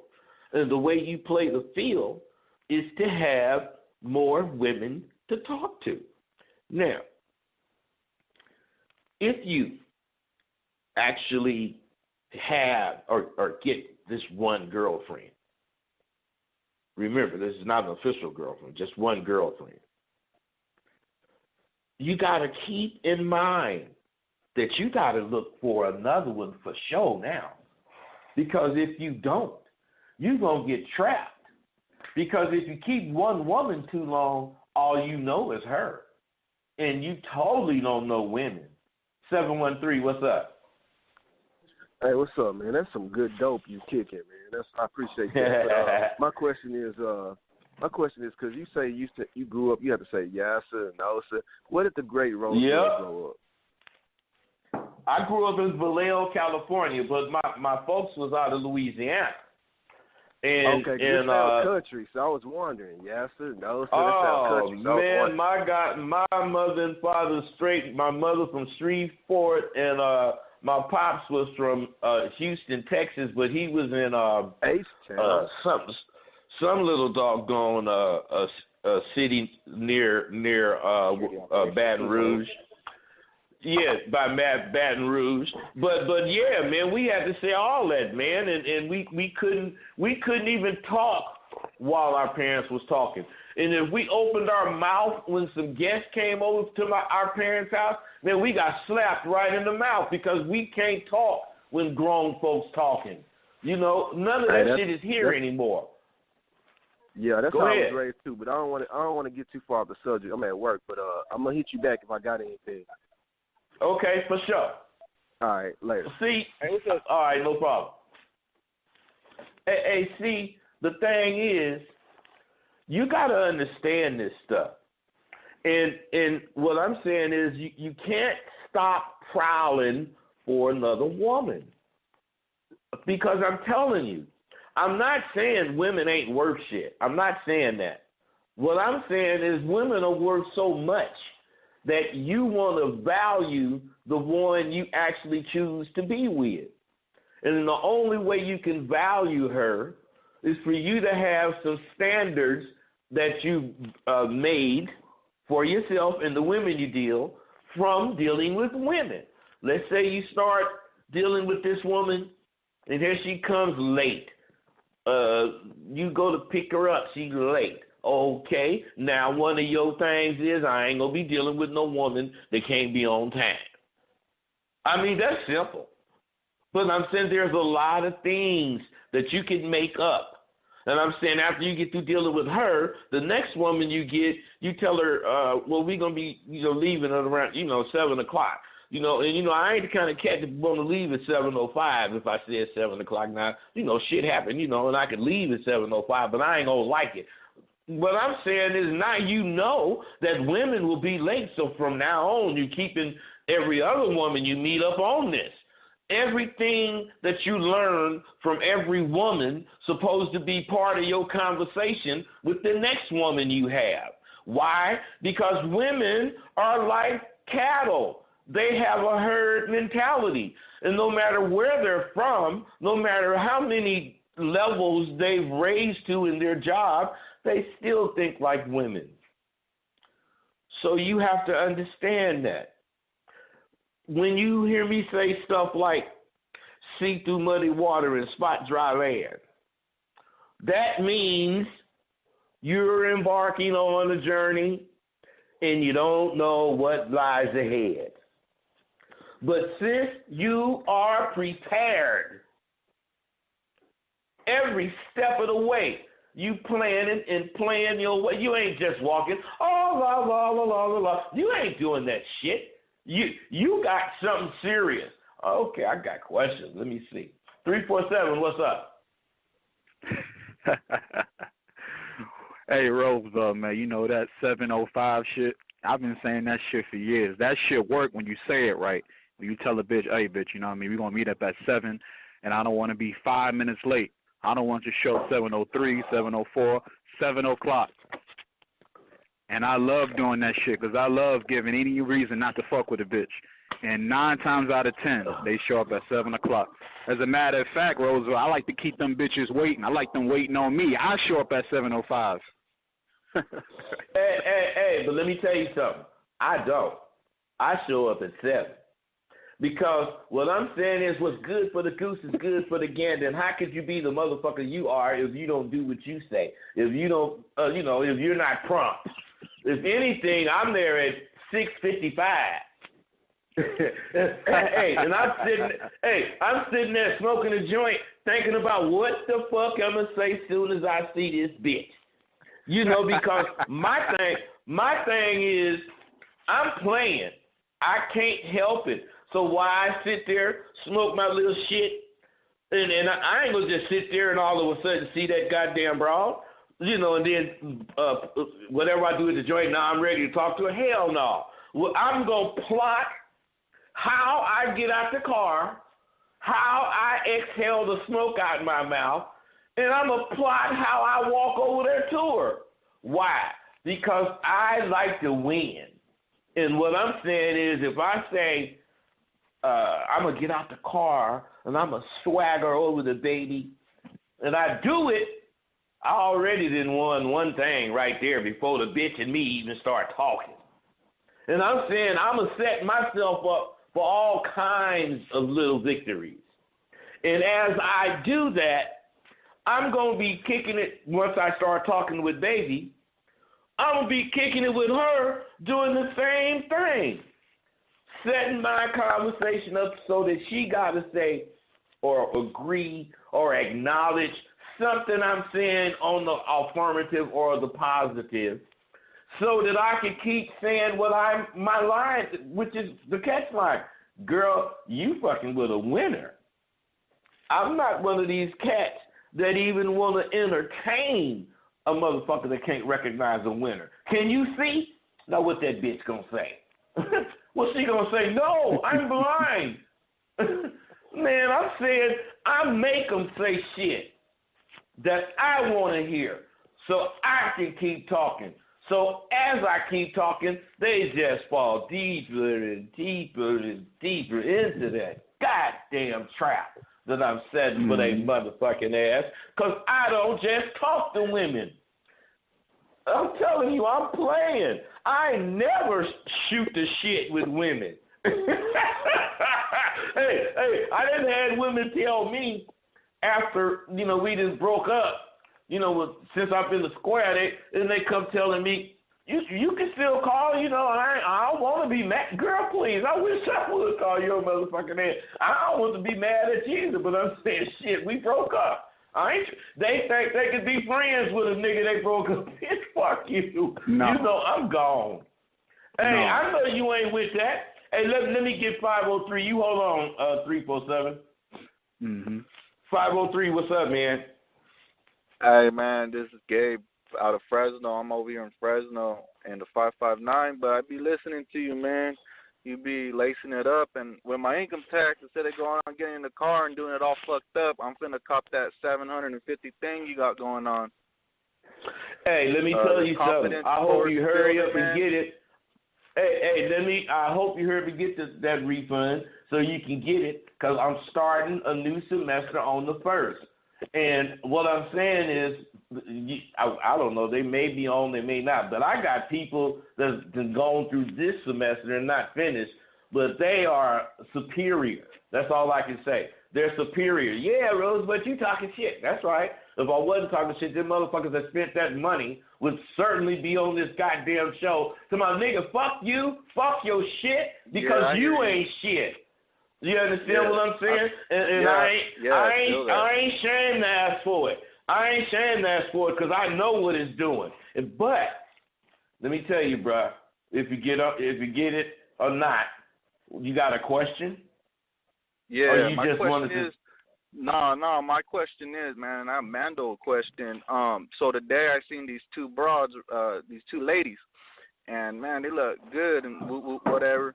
And so I slided up on them, and I'm from out of state, right? And I use a jive. Yeah. Hey, I'm from out of state. Where's this mall at? And they could have hit me with whatever, but they were like, oh, it's right over here and over here. But when I slide up on them, her friend is already giving an indication, like rolling her eyes and stuff. And I'm like, oh, man, she's probably going to try to, overthinking the situation. Like, she's going to try to put her homegirl, like, tell her whoop-de-woo, whatever, not to fuck with dude. So real quick, I was just like, hey, you guys shouldn't be standing alone because it's urgency. And a brother like me, if I wasn't up on game, I'd probably crash and have an emergency. And she started laughing. And then I was and then her friend just kind of like, rolled her eyes again. And I was just like, all right, then. I go, have a nice day. Check it out. You for the Check it out. Listen, all you guys. When you got two women, very seldom will both of them really, really, really be forward unless one is fine and one is not. Then both of them might, be forward. Now, if both of them are fine or, not necessarily fine but look all right, you'll never have them going together because they always want it. So what I'm saying, or what I'm getting ready to say, is that you never pay attention to the one that's negative unless you say, girl, I see you over there rolling your eyes. I really wasn't going to say nothing to you no way, so you can relax. You got to man, I didn't even think about that. I wasn't quick enough, man. I'm just saying, that's why you kick it with me, man. Because I think really fast. I got 30 things I can say. I got 30 things I can say to that bitch that'll make her never roll her motherfucking eyes again. And just at to let a motherfucker. you know, every time I go to holler at a chick, my heart races, man. It's like I'm on stage. I feel like I'm a superstar. Like, it's a crazy urge. And not a lot of people get it, but I tell them I love doing this. But I just kind of, like how you said, I was going off that negativity, and I let that broad play me. I let that bitch play me off her negativity because ain't nobody was hollering at her. She wasn't feeling it. The girl with the glasses. So what I'm saying to you, bro, is this is the value of that course. It shows you 3,000 or 4,000 things like that you are not thinking of because you're a youngster. Not youngster, but I'm saying I'm 65. I didn't got quit. Listen to me, bro. Listen, all you guys, I done got quit. Women have quit me over 2,500 times. Why am I bragging about that? Because the next bitch that quit me, I'ma just tell her, I'm used to getting quit, girl. You number 2,501. Because I'm getting another one. What I'm saying is the broad don't make me. I make the broad. And as long as I think that she can quit me if she want to. She is losing, and I'm so happy to get rid of this damn fool. That's what I be thinking. This motherfucker really crazy talking about quitting me. Go ahead. Hey, so since you spit hella quick, can you throw me a bone about some confidence real quick, like? Listen, man, it ain't about throwing you a bone. Every time I go up to bat. Listen, it ain't about throwing you a bone for confidence. It's about either you want it or you don't. You know, if you want a bone, you listen to the show. I dropped several bones, nuggets, whatever you want to call them, on every show. So, you know, that's what I'm saying. I don't listen to that kind of shit. That kind of shit make me not believe you even serious. Why? Because if you listen to my show, how much dope I kick, man? About confidence, about what to do. I hear you on that. You know what I'm saying? Yeah, all for right, real, brother. man. When you put it in that perspective, thanks, man. Hey, check it out. 347. You got anything else? Nah, man. You just encouraged me not to let negativity get in my way, man. Nothing but prosperity. So I'm gonna go ahead and kick it with that. And I'll be listening to you though. So I'll be hitting you up and picking your brain though. Thank you. Hey, for sure, man. Anytime I'm doing the show, press 1. I want to answer your question. You too, 503. Hey, you guys, let me tell you something, man. Of course, I'm about money, but I'm really not. You don't know how many students I have that call me and have me talking to them personally, one-on-one, taking my time, free. And if they do, some of them have bought coaching sessions. And I tell them we're not going to use the coaching fee right now because you ain't really asking me nothing that you need coaching on. You really need to be, learning to master this confidence. And once you do that, you'll go out and you'll learn to have shit to ask me for. But in the meantime, and we kick it. We kick it about shit because I know how important it is for me to be there. I am a motherfucker that is very serious about what I claim to want out of my life. And I want to be remembered, known, and recognized as a man that helped hella dudes find their nuts. Hell yeah. Men, all kind of men are tripping. And it ain't their fault. It is their fault a little bit, but it's not because society is a motherfucker. If you got to work, then you got to go with what society's saying. So most of you do work. So you're not suckers for being the way you are. But let me tell you what's so dope. There's a new man coming, the motherfucker. I mean, I've seen different programs about the emasculation of men, so I'm not the only one that thinks this, but I am the only one that did something besides identify the problem.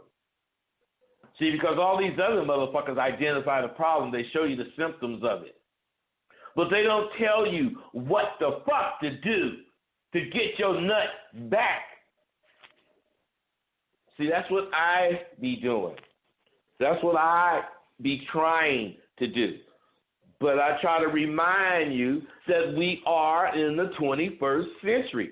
So looking at a bitch ass, looking at her titties and all that goddamn shit, commenting on that shit, you might not want to do that. But that shit is not moot. Otherwise, at one point, once you got that far, hell yeah, you got to look at her titties and her ass and let her know you see that shit. But not like, men of yesterday used to do it. We are more sophisticated. But sophistication does not mean you got to surrender one of your fucking nuts. All of you have surrendered one of them. If you right-handed, you surrendered your left nut. If you left-handed, you surrendered your right nut. Because the left side or the right side, depending on which hand you are, is the strongest. So you want to keep the strongest nut. Me, I'm even-handed. So I had to keep both of my motherfucking nuts.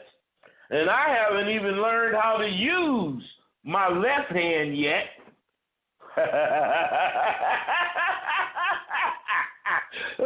I'm still even-handed. I'm claiming it. Motherfucker, I need both of my nuts. Shit, you ain't gonna give me a reason to surrender one of my goddamn nuts. Marriage, a whole bunch of bitches, whole bunch of money, ain't nothing gonna make me surrender one of my fucking nuts unless I'm doing some shit and some kind of freak accident and some kind of way it get cut off.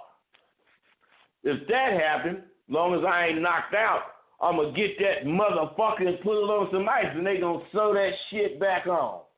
But if I can't do that, let's say the motherfucker got chopped up or something, fuck it.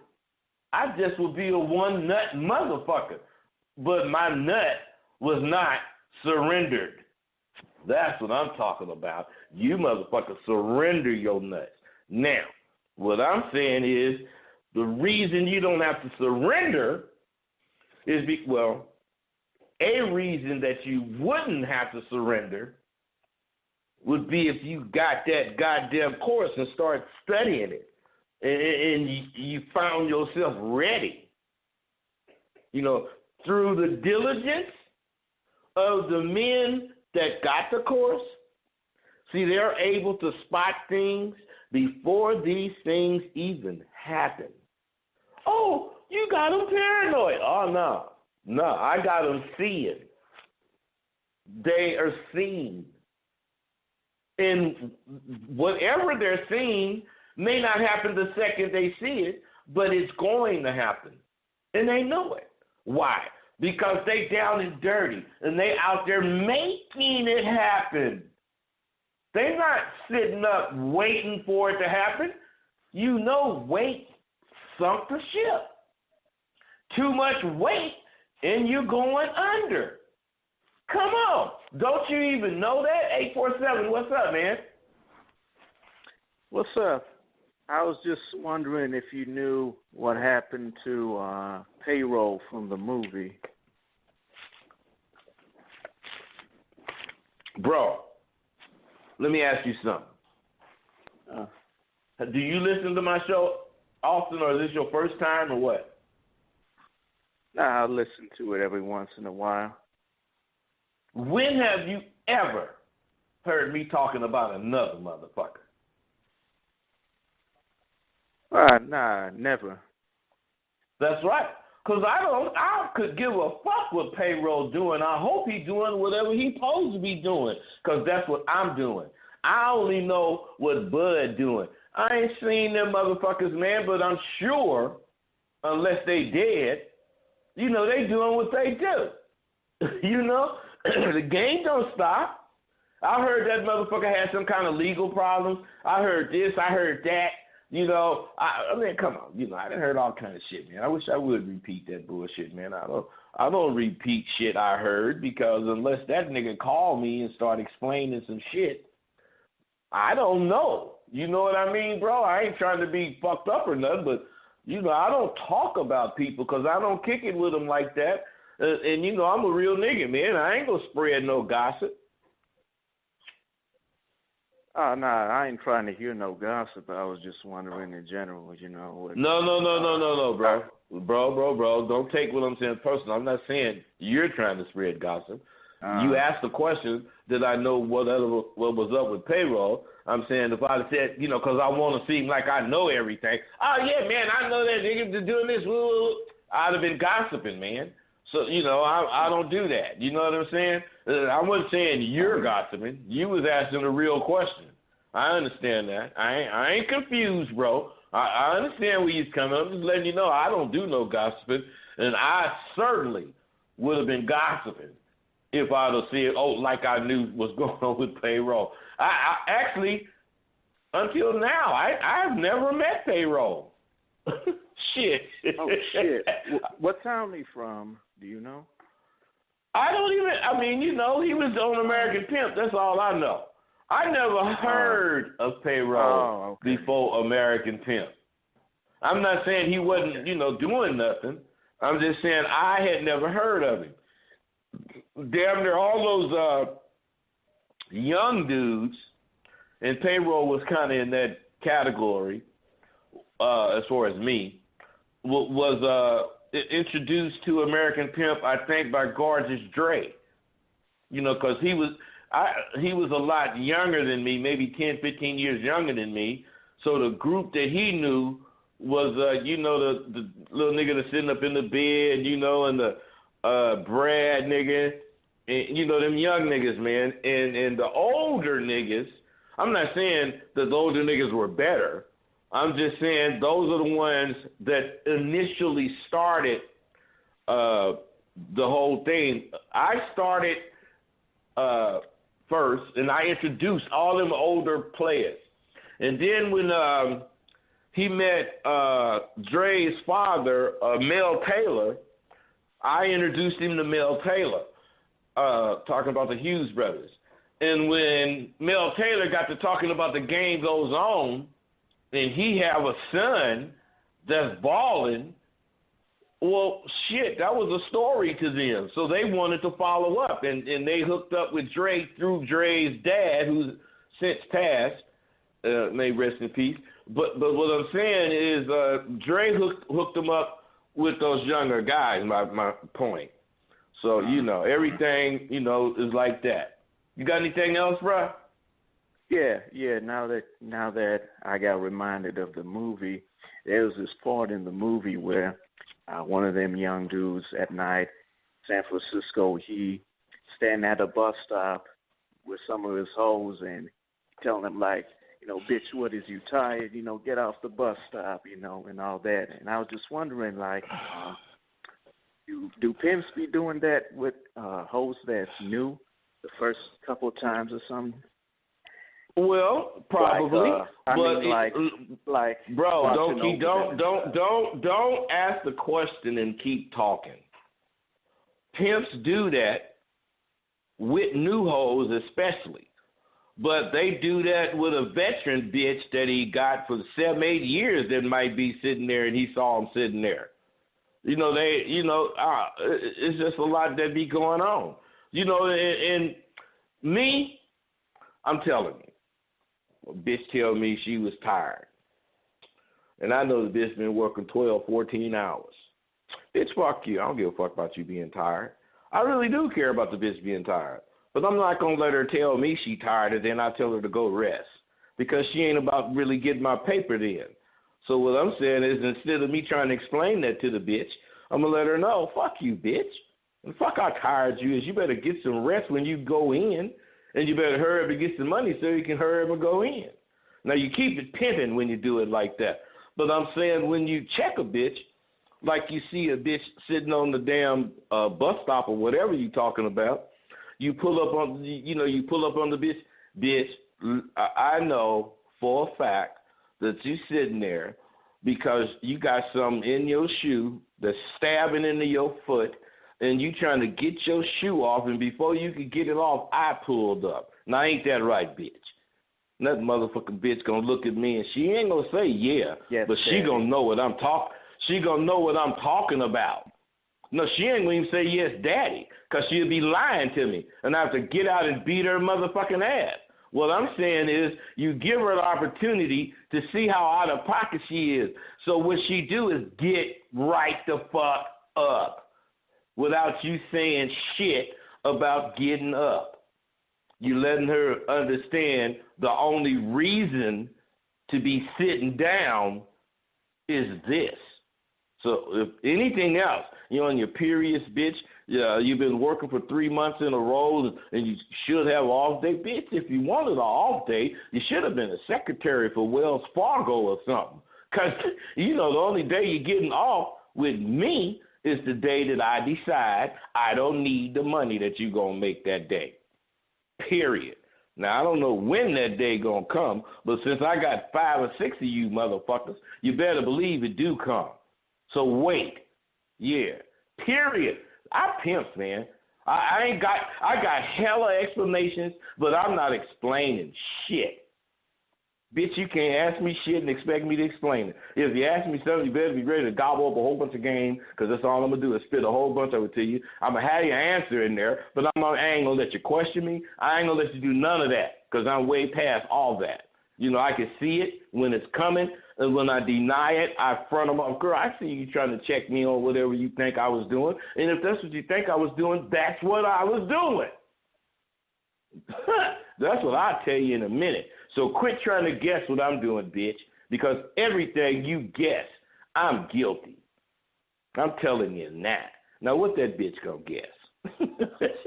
Y'all ain't got no fucking game. Y'all don't know how to challenge a brawl without getting physical. Shit. Where you been, girl?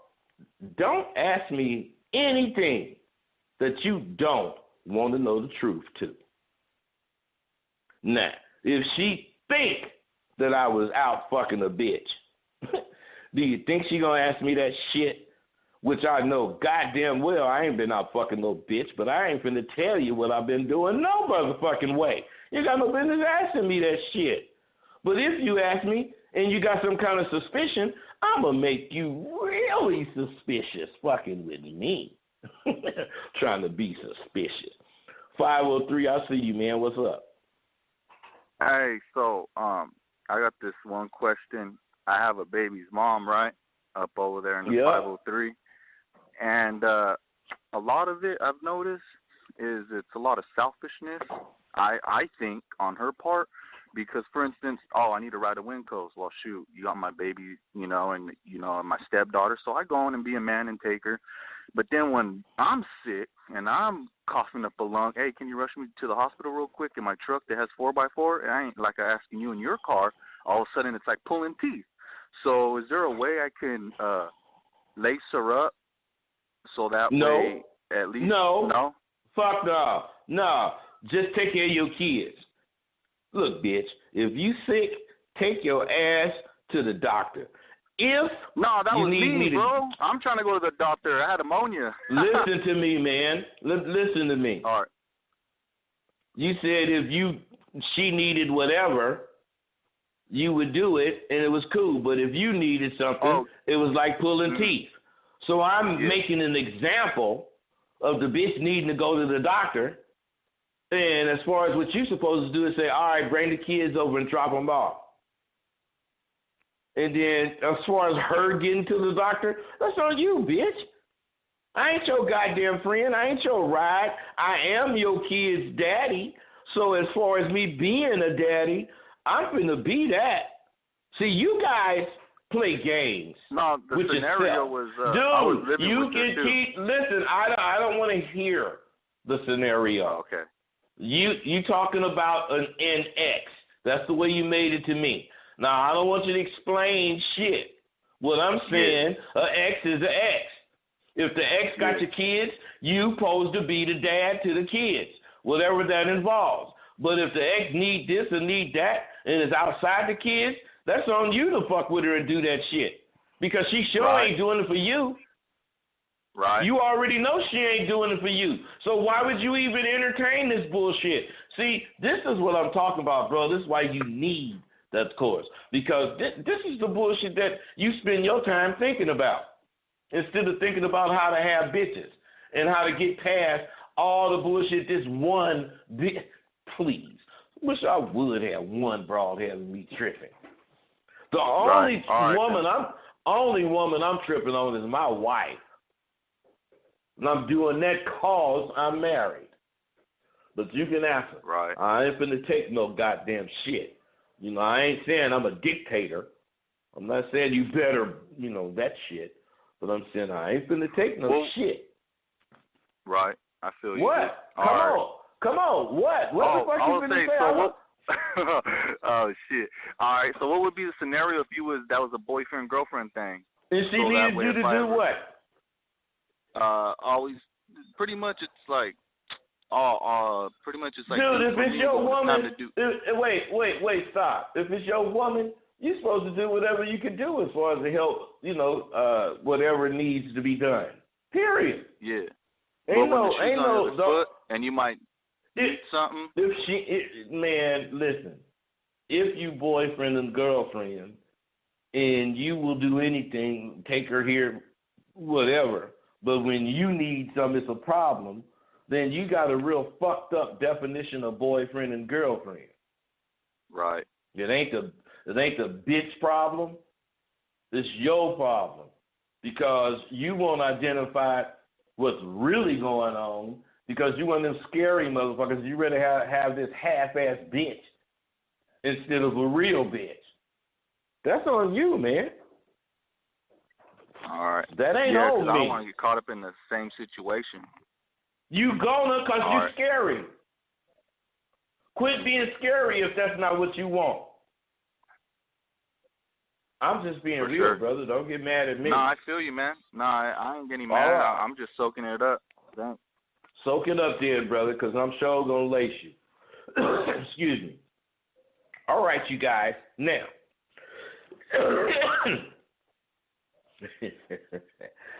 that brother going to be cool because I watch him fuck with me.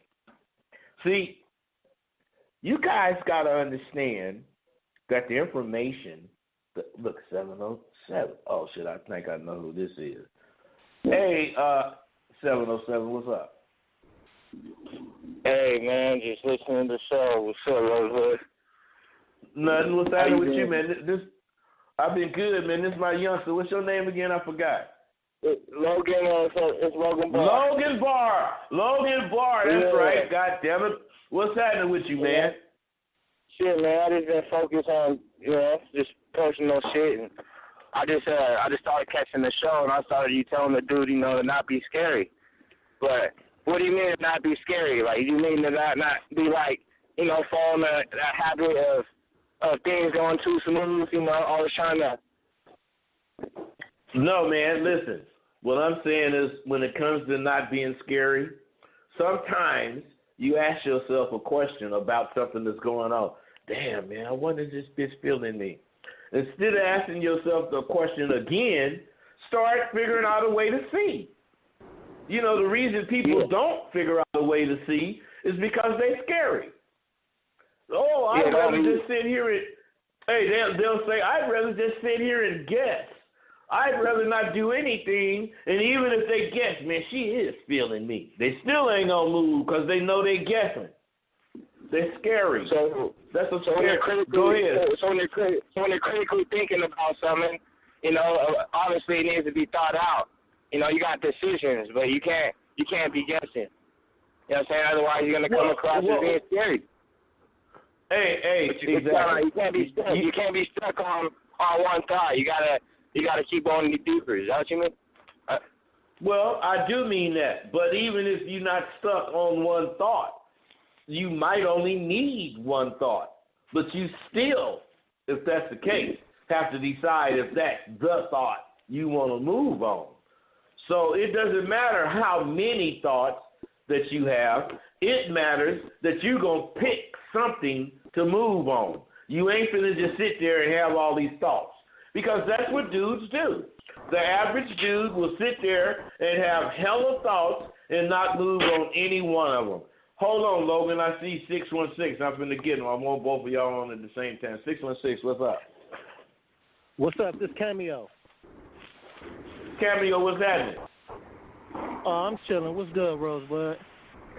You got a question? Yeah. It plays off what you was just talking about, having different thoughts and executing on certain thoughts. I wanted you to expound on playing your hand. You talk about that a lot, you know what I'm saying, and I just want to get the correct definition of it because what do you think that means? Stop. What do you think that means? Okay, that's just what I was going to go into. My it doesn't matter. Huh? Go ahead. My interpretation is what? It's say for example, I'm in a given situation, okay, within that situation, there could be several ways to handle it.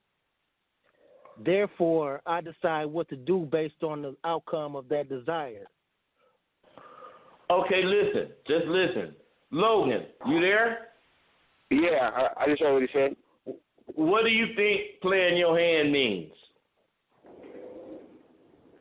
It means making the right decisions to get exactly what your outcome desired, or your desired outcome. Okay, that's enough. Hold on. Let me ask both of you this question. If you was playing cards, what would your hand be? The hand that I was dealt. What you think about that, Logan? It would be the hand I want it to be. No, it's the hand you was dealt. It's the hand you have. Otherwise, that's what playing your hand means. Otherwise, your hand is what you think to do in this situation. Once you think that, then you have to make the moves to make what you think come to fruition. You can't just think it. Oh, man, I want her to move over here, get a little bit closer and show me that I can touch her. So, excuse me. So you're going to have to do something, or you're going to have to say, girl, come over here. You ain't scared of me, are you? You're going to have to do or say something to make that happen. That's what playing your hand means. Is that clear? Yeah. Cameo, is that clear? I've got a bit of a job on side. I'm working in these forensic units, female only forensic units, which are, do you just call them mental hospitals in America? So he got me in the back door. I love that job. Basically, I worked in 2 hotels, purposely built for hotels, which were changed into residential units for women. About 20, 25 in each, and they had an upstairs and a downstairs. These women ranged in age from 18 to into the 70s. They've been in the mental health system. They've been to Rampton, which is a high security hospital. Some have been to Broadmoor, which is a high security hospital. They've been to Ashworth, which is a high security hospital. They'd done all that, you know. It was sort of like the last call. You know, people didn't want these, extremely violent, some horrendous self-harming. He got me working there, which I really loved. And then he kept going on about prison. Job come up at Forest Bank private sector. He said to me, jump on that, get your foot in the door, and then, you know, as soon as you're in there, apply for public sector. So thanks, Kevin, for that. Would you recommend the profession? Right, would I recommend it? I will tell you what I told someone on. We appreciate you. Let's see. Shout out to DJ Drama. DJ Drama again. Oh man, DJ Drama had a lot of $4 joints. DJ Drama again. Okay, wait. Here I go with the crazy news story. So I found a random story. Actually, this was terrible. So a guy, his 21-month-old daughter died in the car because when the, I guess, tow people and police people showed up, he accidentally locked the baby in the car. This wasn't a situation where, like, he left the kid in the car. He was, like, beefing with his girl and on some, like, flustered shit, he accidentally locked the baby in the car. But this is where it gets sad and tragic. He did not want to break the windows of his new car because he didn't have the money to get windows replaced. And when the insurance people were suggesting that they were going to send out a locksmith, he also declined that because he didn't have the money for it. And I was just reading this story like, damn, like, I know he didn't want become better women. They become more idiot. They become more illogical. Men make women good. A man raises a woman into the woman she's supposed to be. That's why if you meet a woman who has no relationship with her father, she's a much different woman than a woman in a relationship, than a woman who does have a positive relationship with her father. She's a different woman. I agree, Ghost and Wild Black. I agree. I feel like if you want to know what a woman should be and how a woman should be in your life, look at Denise. That's what you should expect from a woman. Those are the expectations. Yeah, society puts a lot of pressure on women to fall in line and do what society dictates and try to get a man in. Outside of that little spell, she's been holding that brother down, man, continually, consistently. And he's been and not sweating him about living his life or any of that. But she's been contributing. She's been a positive contributor to his success. That is a woman that has value. Now, she ain't got no value to marry because ain't no value in marriage. But she's a valuable woman. She's committed to his success. She's committed to his process. She's a helpmeet. That's what she is. And every man, every alpha man, every masculine man, every red pill man deserves a woman who is a helpmeet, deserves a woman who falls into a position as a support system. That's all a woman is in your life, man. Simply a support system. Now, I'm not saying you should be a lazy joker and sit on your butt all day and not do anything. But what I am saying, I understand why they banned it. It's like the passive smoking thing. Yeah. You know. I was stuck in cells with smokers. The problem is, right, an ex-customer, as the crow flies, lives 100 metres from me. I haven't seen him for a while. He's probably back inside. Last time he was out, the ban was just coming in. I was on the sick at the time. And we both said, you know, people are just going to make a lot of money. As it is now, I believe, Rizzler paper. Everyone knows what a Rizzler paper is. You roll. They go for about £1. A skinny burn, a Rizzler paper with a bit of tobacco in, £5. Lighter, matches, £20. And I believe 50 grams of tobacco, maybe £500. Something like that.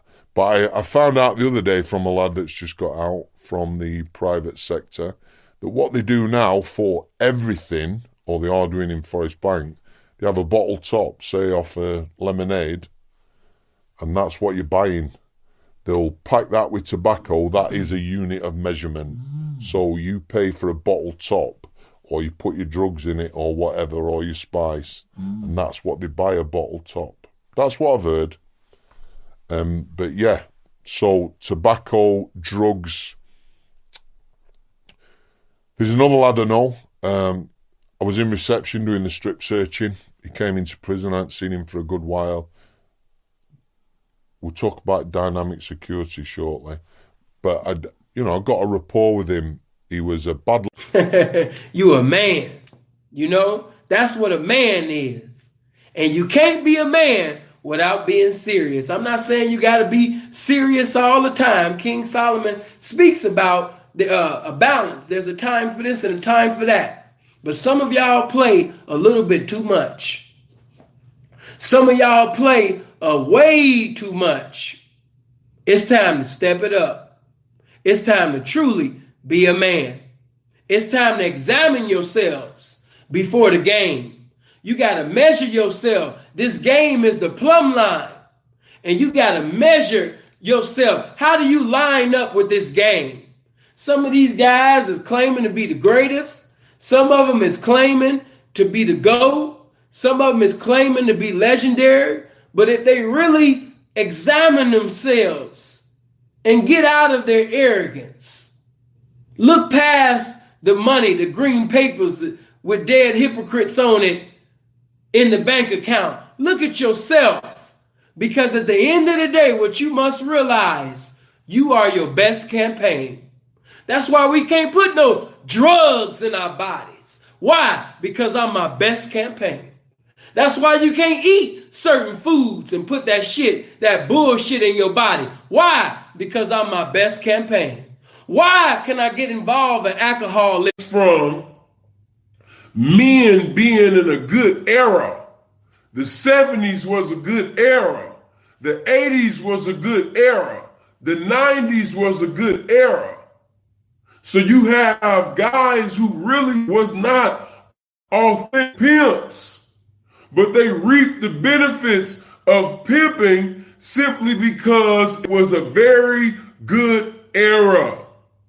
And in those times, especially in the 70s, you didn't have to do a lot of convincing.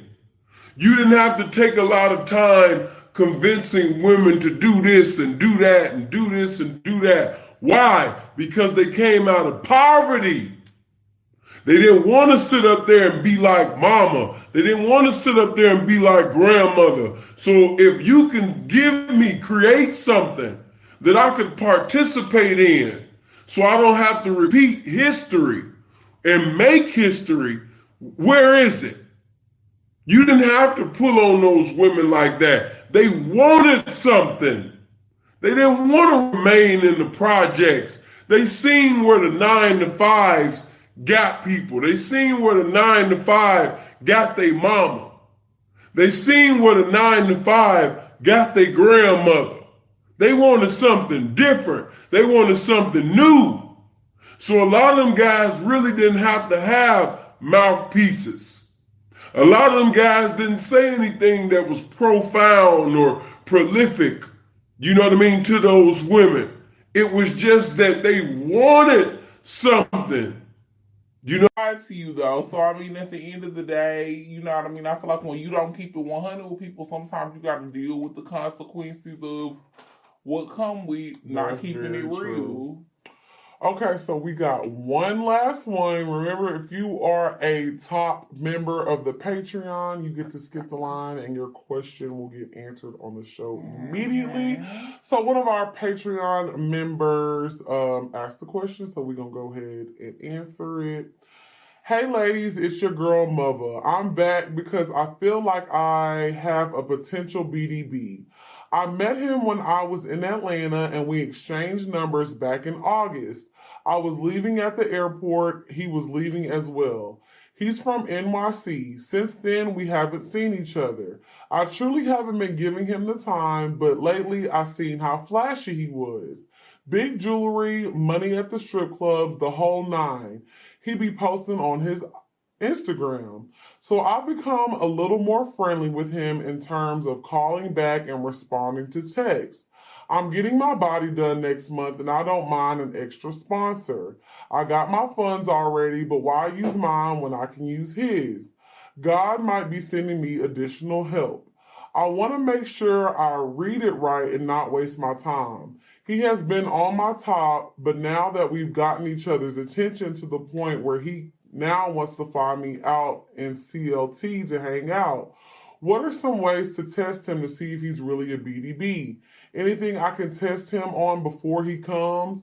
Should I have him stay the whole weekend? Should I fly to him? I don't think New York is as open yet. CLT is officially open. What's that? Where is that? Is that Charlotte? ED Commissioner William Bratton will retire next month and take a job in the private sector. They don't understand it. They speak on it negatively, but we just got to start watching how we moving and how we doing. If you want to be in the music business, there's certain things you got to leave at the door at some point. At some point. We all street niggas. Okay, cool, I get it. But how real you want to keep it? You want to keep it so real that we got 100 years or you dead, nigga be like, damn, that was the realest thing in the world. That ain't cool. I don't think that's cool. So we got a job and a duty for our families to do all this work that we done to get out of the pain that we was in, just to mess that up now? No, that ain't cool, and that ain't gangster. That's stupid. It's dumb. Locked in the jail, but I'm gonna get free. I wear icy gold chains, can't no brass break me. Pussy nigga tried to assassinate me. I took the gun from him and turned the tables round like a G. New York has a very specific self-defense statute. Someone has to be doing something or about to do something to you that's causing you to be able to react to do something to them. If he were anybody else but a black rapper, he would be looked upon as a hero. When the killers came in, this man took action. I can't go into any details on that, but he took action and he prevented more people from dying. We've heard a lot. Peace family, it's Jay Morrison, and I want to thank you for being a part of the Truth Campaign. So I want to give you guys straight background to my journey. There's been a lot of accusations and allegations, even defamation, regarding my name, my family name, and my rise to leadership. I know sometimes I may come across, my wife says, a little too put together, or some of you may hear me say swaggy and rich. When I break that down, I don't mean rich as in money and I'm bragging. I mean rich as in currency, as in frequency, as trying to operate at the highest vibrations, right? The highest frequency. So I'm always trying to elevate in life. But in leadership, I have to take my teaspoon of accountability whenever someone feels some kind of way, right? Our marriage counselor, King Bo, says to me, my wife, if she feels some kind of way, you just can't ignore it. You gotta take your teaspoon of accountability. So I want to say that off the rip, from the beginning, that I'm not perfect. And so let's get into me exposed. Let's get into the truth. So many of you guys know about my, 3-time felon, 2.5 years in prison, growing up in poverty, right? We're tired of that story. So you know about that rise. No high school dropout, no college education. I made my first million by 28 in real estate, managing mortgage companies, being a realtor, owning millions of real estate in real life. But because of my youthful arrogance in my mid-20s, and because of womanizing, because of gambling, because of blowing money fast in the culture, I end up going broke when the market crashed. Not because I had so many properties and I went broke. I went broke because I actually sold my properties, many of them, my portfolio, prior to the market crashing, which I was fortunate. I won't say I was so smart, I was fortunate. But it was because of my financial habits and responsibility, and I never changed my lifestyle once the market changed. Once my business income changed from managing mortgage companies, having overrides over many mortgage agents, from being a realtor and all that. And so real estate broke my heart in 2009, 2010. I also got married around that time, but ended up getting divorced a year later. I don't talk about that much, but my wife was a strong black woman. She held it down. I was a knucklehead in my 20s. As real estate broke my heart, because remember, I was in love with real estate because it's what saved me from the street corner. I ended up just running through all the money I had saved up. And I remember my last $30,000, I went to Baltimore and I found an R&B artist, and I got one of my guys from Plainfield, New Jersey, Cavo, and we started a record label, Royalty Fan Music Group. Now mind you, some of this stuff is reserved for my book and my documentary, but I just want to give you me exposed. So I tried a record label, and then as that was kind of fizzing out, I started actually doing a first Mondays at Jersey Girl Strip Club. I did a party promoter at Corona's nightclub, a Mexican bar in New Brunswick, New Jersey. I turned it to a hip hop bar. And then my first night free, and had it packed with, I think, I forgot a DJ. I know I booked DJ Envy one time. I booked DJ Naeem one time. I was a party promoter. I went from a millionaire real estate investor to a party promoter. No knocking party promoters. I was just trying to find my groove and my hustle. I had no car. My house was in foreclosure. I ended up buying a Dodge Intrepid for $3,500 from an auction in Maryland. And I was just trying to figure my way out. And I did not have any interest into real estate in my late 20s going to my early 30s. And I literally began to become depressed and just out of it. You may have heard a podcast or interview, one of my ex-female friends said I considered doing porn. And I hate that my daughter's got to hear this, but I did. I literally met with the porn director, and I was trying to figure out what my new hustle would be, a legal hustle, because I didn't want to break the law, right? Did not and do not ever want to go back to prison.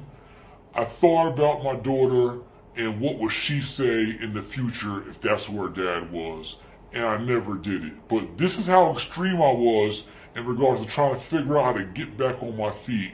But again, was totally out of love with real estate. During that time, my mentor, Emory Jones, came home from prison. He then said, hey, I see you got a record label, you're doing all these things, anybody can do that. When I was in prison, I saw you were the man in real estate. He said, do what you do best. And then I launched the J. Morrison Academy in 2014. I did launch that with a group of men who were my partners, and then we end up getting in business disputes because they want to pull all the capital out the business early. That ended up in a business dispute. One of my partners took the money out of the PayPal account that was under his name, and he left and said, the hell with you. And me, following my vision, my mission, and my journey, I restarted the organization. I did it on my own, and I just grinded it out. And there's been ups and downs. I literally pawned jewelry to pay my staff before. Like, I was like struggling, broke, trying to figure it out, right? I was a celebrity realtor. I had all this knowledge I amassed from managing, owning, flipping, wholesaling, building, developing all this real estate. I had this knowledge, but again, I fell off. And so I had to use my strategic knowledge in order to put myself back on and do it in a legal, legitimate way. So I took on partners and people that believed in me at the time, and sometimes those people got burnt out, we parted ways, or whatever that may be. There's been other accusations of other business investments and other business partners. Again, every investment, every partnership, I swear to you, has not worked out. I've had ex-employees. Some say, yo, Jay is great. You've mentored me. I've ex-coaching clients who've made millions under my coaching tutelage.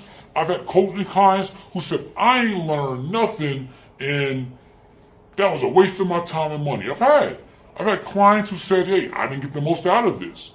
I've had clients that are like, Jay, our whole business turned around because of you. But I've had dozens and dozens of coaching clients. I had over 250,000 students. Literally, over 250,000 students. There's gonna be some that are dissatisfied. That's a fact. We have over 15,000 investment partners. There's gonna be some that are not satisfied. Please don't hold me to a level of perfection, and I apologize if I've come across like I'm perfect, because I damn sure ain't, right? There's been investments that I've tried to work out and that haven't fell through, but I've always talked to my partners about what can we do to resolve it, to recoup, and to make things happen. But I never maliciously tried to get over on anybody, fraudulently tried to get over on anybody. I never changed my phone numbers with anybody, never wouldn't be willing to meet with anyone. Like, I can't say that everything's worked out with everybody. I will, and don't edit that, I will take accountability that sometimes my business practices, because I've been a go-getter, because I'm passionate, because I believe in my mission and my calling, I may be aggressive. At times I'm too lenient. I give people too many chances.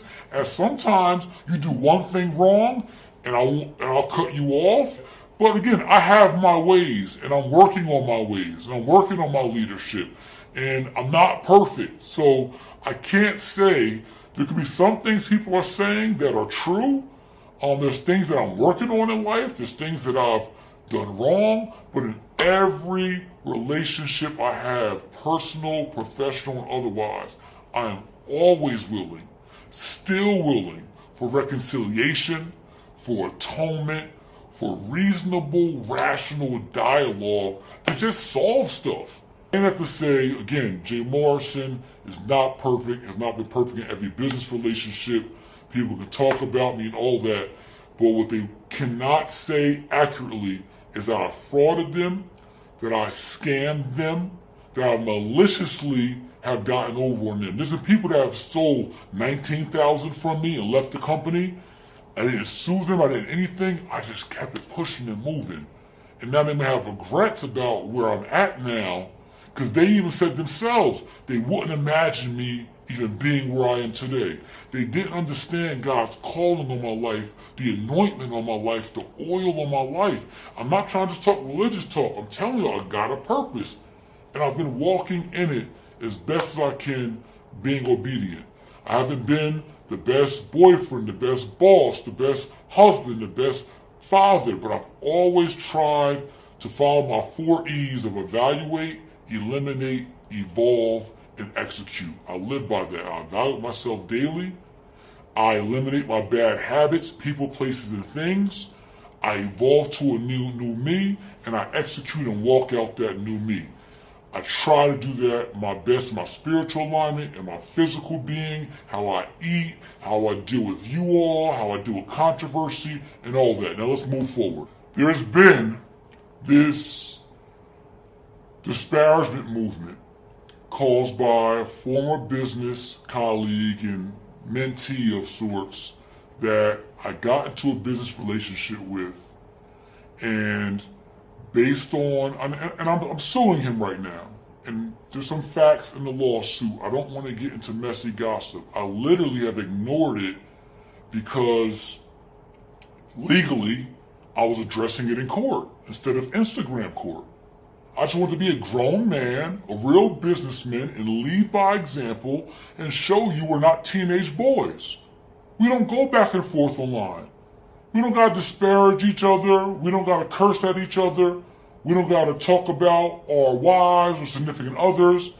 You damn sure shouldn't be talking about my wife and my 6-month pregnant wife that was very disrespectful, that was a low decency, low vibrations, low frequency. And there's not a man on the planet Earth that I know from any hood anywhere, any military anywhere, any college anywhere, any corporation anywhere that respects a man that speaks ill about a 6-month pregnant woman.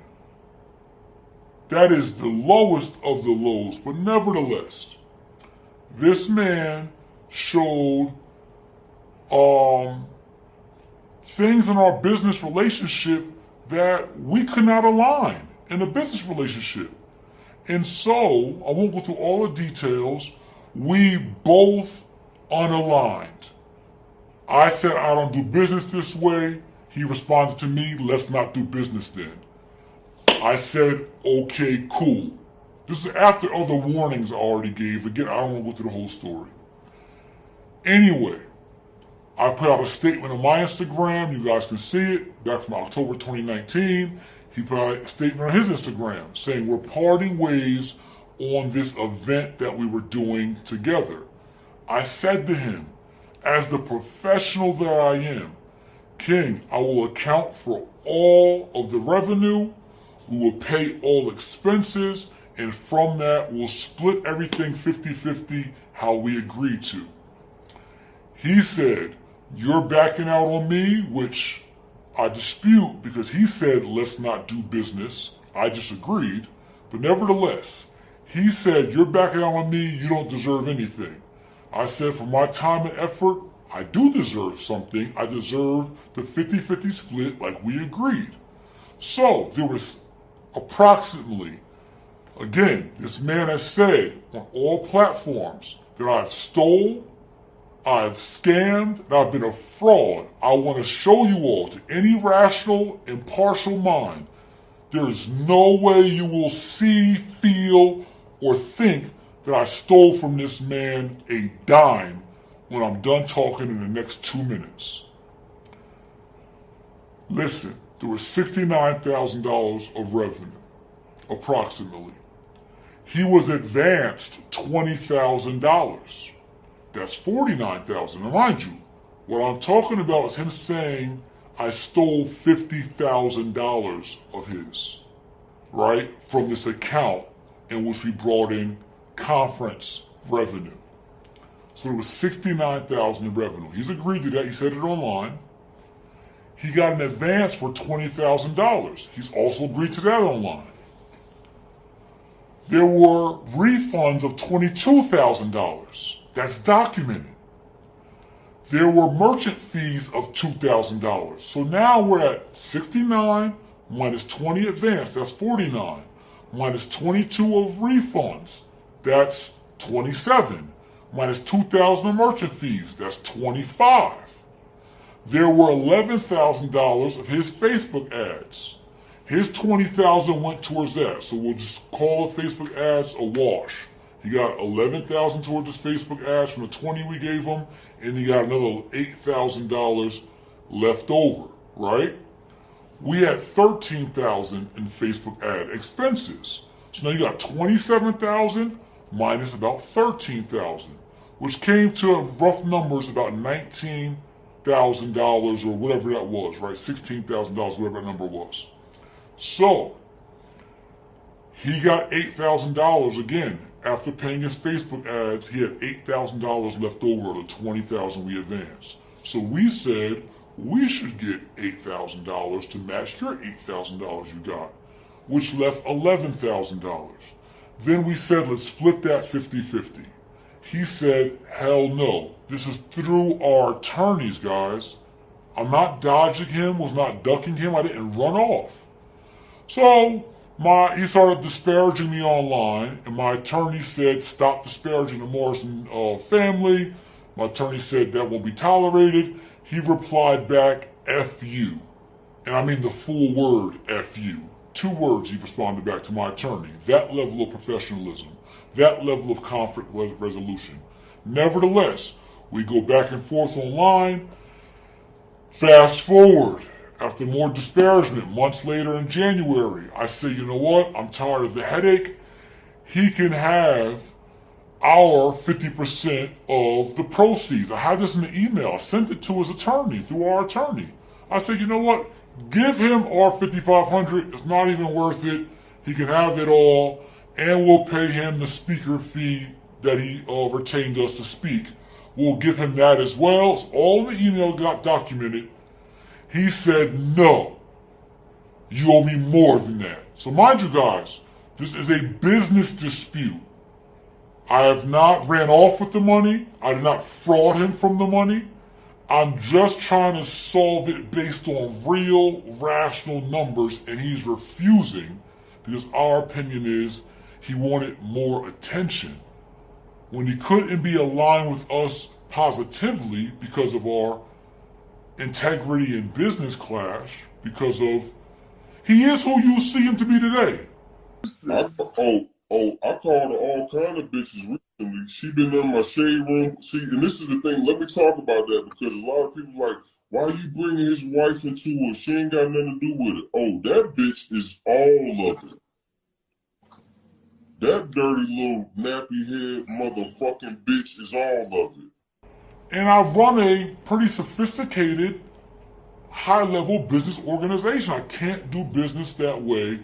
So nevertheless, it was not me stealing, it wasn't me frauding, and we still answered every email. And then I got the receipts. I invited him through our attorney to come here to the Black House and let's talk face to face. Because I thought that if he came face to face, we could hug it out. I know he probably feels a little hurt because of our unalignment. I knew he couldn't look me in the eyes and say, Jay, you stole from me, because he knows it's not true. He knows it's not true. It's factually not true that I stole. We can resolve this tomorrow. Just agree to a number. And if we can't agree, which we haven't been able to agree, let's go to court. Not Instagram court, but real court. And since he couldn't go to real court, guess what? The one who he's saying is stealing and frauding, I'm taking him to court for defamation and breach of contract and to resolve these numbers. We can go to arbitration, we can go to mediation, we can just go to court and solve it. We don't gotta make online protests, we don't gotta do all these antics, we don't gotta act like teenage boys online, that's not leadership. That's not role models.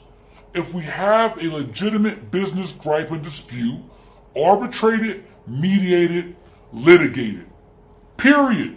And so since he won't litigate it, the one who he's saying is a fraud and a thief, I'm the one that is suing him. So why would I be going to court if I had something to hide or that I did something illegitimate? Just think about that with your rational mind. So I invited him to the Black House. I said on Instagram, please stop talking about my wife. We don't respect that where I'm from, right? I got the receipts. I said, come to 3015 R Martin Street, the big black building. I'll even cover your travel costs to come see me in person, one-on-one, not to scrap it out and be hood or thug it out or be gangster, but as businessmen to solve this like leaders and role models. He declined. He FaceTimed me, we talked for an hour, and he refused to come to the Black House. That was through his attorney, through my Instagram invite. He FaceTimed me, it didn't happen. So, let's get back to the facts. Hopefully you can believe and see that $50,000 he's saying that I owe him is not $50,000. There's a arguable amount of money we can talk about that is owed, and I agree to that. My wife agrees. We agree that there's a balance due, but we have to agree on that balance. And you also have to take back your disparagement claims that we stole and we fraud. And I really want a public retraction and apology to my wife, so I can tell you that. But nevertheless, there's an amount we can dispute through arbitration, mediation, or litigation. Instagram court ain't gonna cut it. All you're doing, which is what he said, is, I'm getting to the second $50,000. So he said, in one comment, he said we owed him $40,000. We have the receipts. Another one, he said we owe him $50,000. We have the receipts. In another video, he said we owe him $100,000. We have the receipts. Baller Alert reported that he said he sent us $50,000 of a $100,000 giveaway and we never gave it back. Baller Alert also reported that he contacted them and said, oh, that was a misstatement. But that's after Spiritual Word reposted it and other blogs reposted it, that it was out there that he sent us $50,000 and we kept it and never gave it back. It's not true. He never sent us $50,000. These are the actual facts of the level of disparagement and lies that we've been under attack. So there was a $100,000 giveaway that we were going to do part of our event. When we severed ties as businessmen, he said, I am still going to move forward and give away $100,000. We were no longer a part of that. I let him know that. He then took all the credit on stage for the $100,000 giveaway. Somebody about to win $100,000 in cash. Shit, $100,000. I gotta give somebody $100,000. What are you talking about? He then told the recipient, I got you. I'm gonna pay. I'm gonna make it happen. He said it on his Instagram. I'm gonna make it happen. And yeah, the winner got Gage Root. He's got his money. I pay out. You know, I did my part. Like the 100K giveaway, all my shit, I pay out. If I would have not lived up with the 100K giveaway, I could have impacted my name and my ticket sales dramatically. But I lived up to the event anyway, and I still did the giveaway. He then now is being sued for not making it happen, and reportedly the Days only paid $30,000 on that $100,000. I don't care. That's his business. It's his $100,000 giveaway. But what he has told you, you guys are talking about that I'm a scam, that I'm a fraud. Because he said I stole $100,000 from him. Well, we already debunked the first $50,000. He's saying that I owe him $50,000 of a $100,000 giveaway that he took all the credit for, that he did on his own, that he continued to follow through with, that he posted on his Instagram, that he shared he took all the limelight for. But nevertheless, even if you think, Jay, you might owe him some of that, that could be litigated, disputed, arbitrated, or mediated. That does not constitute me stealing from him or frauding from him, because he agreed. He actually said, let's not do business then, and I agreed. And we parted ways amicably. We both put out statements on our page that we're no longer in business.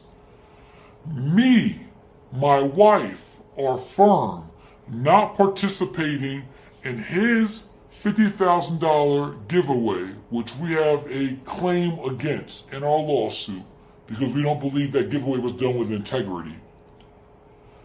Us not participating, family, is not us stealing or frauding. If he feels we owe him that, again, we can arbitrate it, we can mediate it, or we can just litigate it. All the antics is not leadership, is not being a role model, is not being black love. Jay Morrison is not perfect. That's the truth about Jay Morrison. Jay Morrison might have some things he got to polish up about himself and clean up about himself. Jay Morrison is extremely flawed, but Jay Morrison is not a fraud. I'm not malicious. I'm not vindictive. I am not a scam artist. I take pride in my business integrity. I did not leave the street corner and hustling for 10 years of my life, risking my freedom from my daughters. My daughter was born in prison, Anna. I'm not facing to go back to that. Not for you all. For my own life, my own freedom, and my own moral compass, and my own commitment to my Creator. You gotta understand how I'm built and how I'm wired. I don't scam and fraud because I have a responsibility to the Most High, first and foremost, not you. And I have a responsibility to my wife and my family to be there for them. So I dot I's and I cross T's, and I do business to the best of my ability, even if it comes off aggressive, or maybe even selfish, or loud, or passionate, or could have been done better, or he doesn't care enough, he doesn't appreciate it enough, or whatever that is. I'll continue to work on me and take my accountability. But I'm not a fraud, I'm not a scam, I do not owe this man $100,000 or $50,000. I certainly did not steal any money from him. And for him to perpetuate that is all a gimmick, it's all a game. It's all lies. I don't care about the Photoshop text message receipts, the Photoshop emails. I don't care about the staff members he has online that talk bad about me, but the same staff members said, Jay, why is Tony tripping out? You did nothing but try to help him. I got the receipts. The same guy he interviewed in text message said, all you tried to do was to help Tony, and he's going hard on you. There's been several mentees and proteges and staff members that I regret not showing the level of appreciation that I probably should when I should have. And that comes with leadership and growth, and I can acknowledge that. But I want to say this, in every partnership that I've had, I've always been willing to handle any dispute amicably, if I'm saying that correctly, right? Reasonably, rationally. I never have run from business disputes. In our community, we suffer from a lack of conflict resolution, and we can't build the black nation. We can't have liberation. We can't have unity. We can't have justice. We can't have repair if we don't know how to come together and solve our own problems amicably, rationally, reasonably, with class and dignity. And it's unfortunate we gotta spend all this time with you guys listening to this video and me doing this video and my 6-month pregnant wife stressing and having anxiety over someone calling her bitches and hoes online. We gotta go through all of this distraction when they still haven't arrested the cops that murdered Breonna Taylor.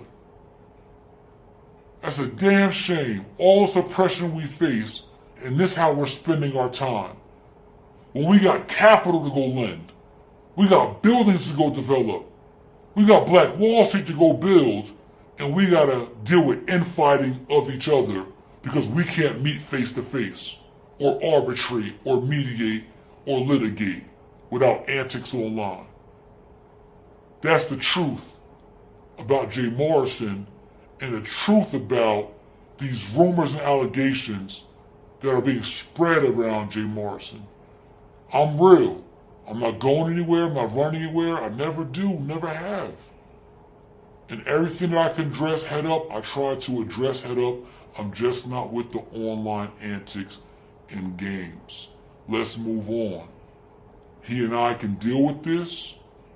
Arbitration, mediation, or litigation.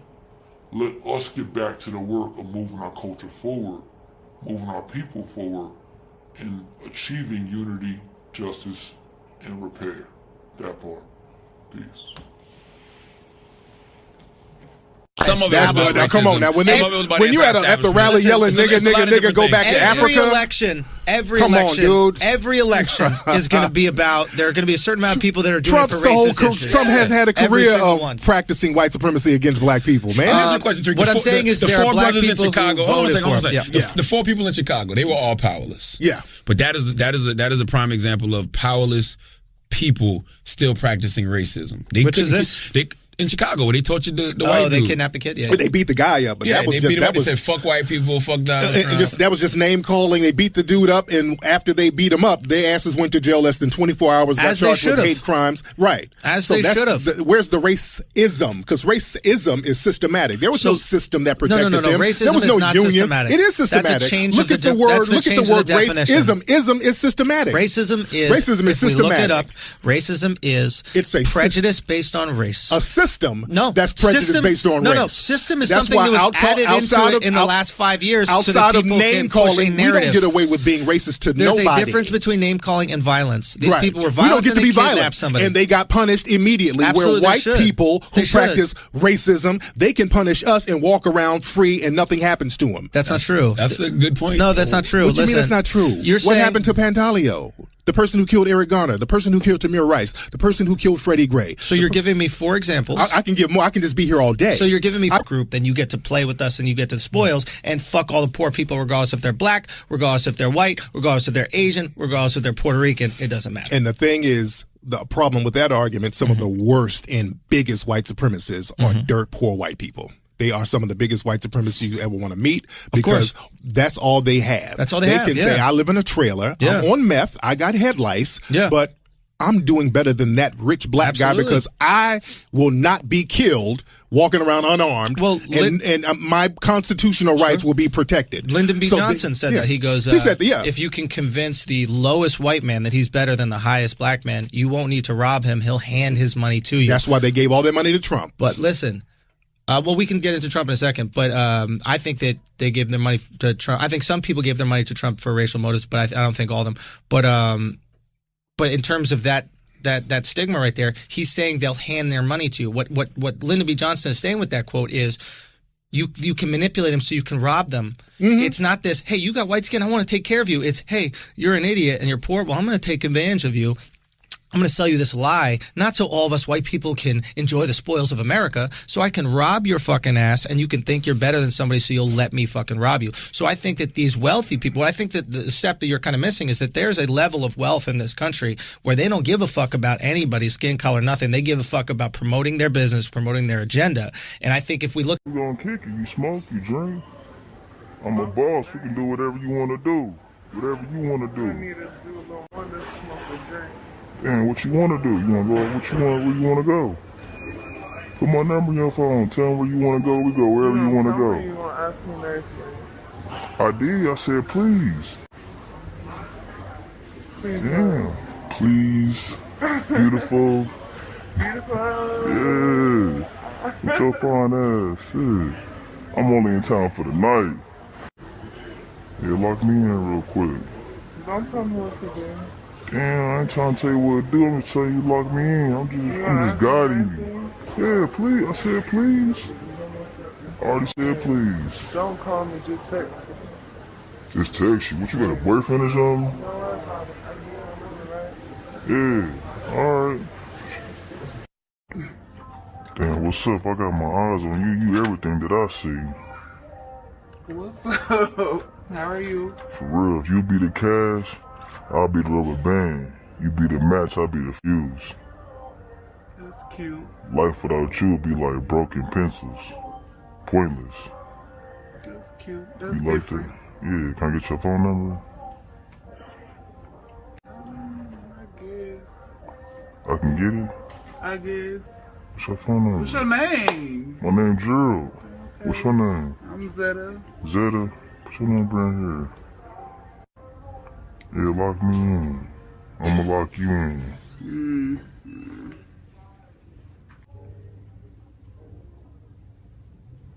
Alright, bet. Text me. I'ma hit you up. Alright. It was nice meeting you. Nice to meet you too. Alright. Put some lotion on my hands. Damn, you fine as To save you guys, African scammers will always start with a long paragraph on how they want to spoil you. Realistically, guys, nobody is going to just give you money without even having a conversation with you. So that's the first red flag. Or if they want to be submissive and they want you to be the dominant, all of that stuff, guys, is a red flag and a sign of an African scammer. If they say that they've been scammed before, African scammer. They don't want to use something like PayPal, African scammer. If they say they want to give you an allowance of $500 plus for no reason, African scammer. Well, these are just a little thing for you guys to look out for when you are on these websites. Sweeteners are just like what the name sounds like. They pretend to be sugar daddies, but they're really frauds. They don't have no money. They broke. They usually want to get in your pants. They looking for an escort. Just threw up in my mouth a little bit. Want to do pay per meet. We don't do pay per meet out here. We don't do that. That is a sign of a sweetener. Them talking very dirty towards you, them being aggressive in the way they text, them wanting to meet up right away without even getting to know you a little bit. These are signs of sweeteners. They're not real SDs. They'll waste your time, they'll waste your energy, and time is something you will never get back. Understand that. Don't be desperate. Differentiate a sweetener from the beginning because it's very easy to spot them. Now an SD. You will know an SD based on how they talk. Little mini wiggler. A mini wiggler. No, I wanted to talk about this because I feel like, when you go to the club, the purpose is for everybody to turn up and have a good time. Mm-hmm. Women are there for the men are there for the women. The men are supposed to be providing the good time so the women loosen up and give up the coochie. That's how the game goes. That's how it goes? That's how the game goes. You're there to get the women drunk, get them loose so they can turn up and girl, give me that pussy. All this time, that's what niggas be trying to do. Girl, shut the fuck up. I'm fucking. So, I seen a post of some nigga from Love and Hip Hop. He was talking about, I'm tired of you bitches coming in the section. Y'all gotta buy something. $25 wings, $60 hookah, buy something. You hoes coming in the section and y'all not buying nothing. So if you wanna go to the club with your niggas, just say that. Go hang out in the section with your niggas. If you like niggas, just say that. You know what I'm saying? I think that is so fucking weird. It is weird. Why are y'all stressing over it? And honestly, if you don't want that to happen, just stay home. Why are you niggas always complaining about shit that y'all supposed to do as men? God damn. And complaining about bitches. I really be feeling like niggas love they really love their partners. Like they just want to have sex with us. Bro, no, they want to have sex with their partners at this point. You think so? You got to. Yeah. If you're complaining about a woman being in a section smoking hookah and getting drunk, looking fine as fuck, if you complaining about that, we're at a time where if we just could all, and I don't know if it's even possible, like you said, I don't know if it's utopian to think it, but if we could just get all on code, maybe right now where we are, we could just like move forward and smash. But are we, are we too far gone? Are we too far divided? Is it impossible to save? Sorry about that, Queen. No, go ahead. I don't think we're too far gone, but we got to understand something. There's a lot of black people whose livelihood is tied up in us remaining disorganized and self-hating. I agree. I mean, look at the reality TV show industry. Look at hip hop. I agree. Look at gangster rap. Okay, look, most of black community culture today is based on conflict. Gangster rap is totally based on conflict. Reality shows is based on conflict. Social network is based on conflict. Black people don't wake up, a lot of us, looking to find out what's positive going on in the community. We want the drama. That's why it's so easy, as you said, propaganda.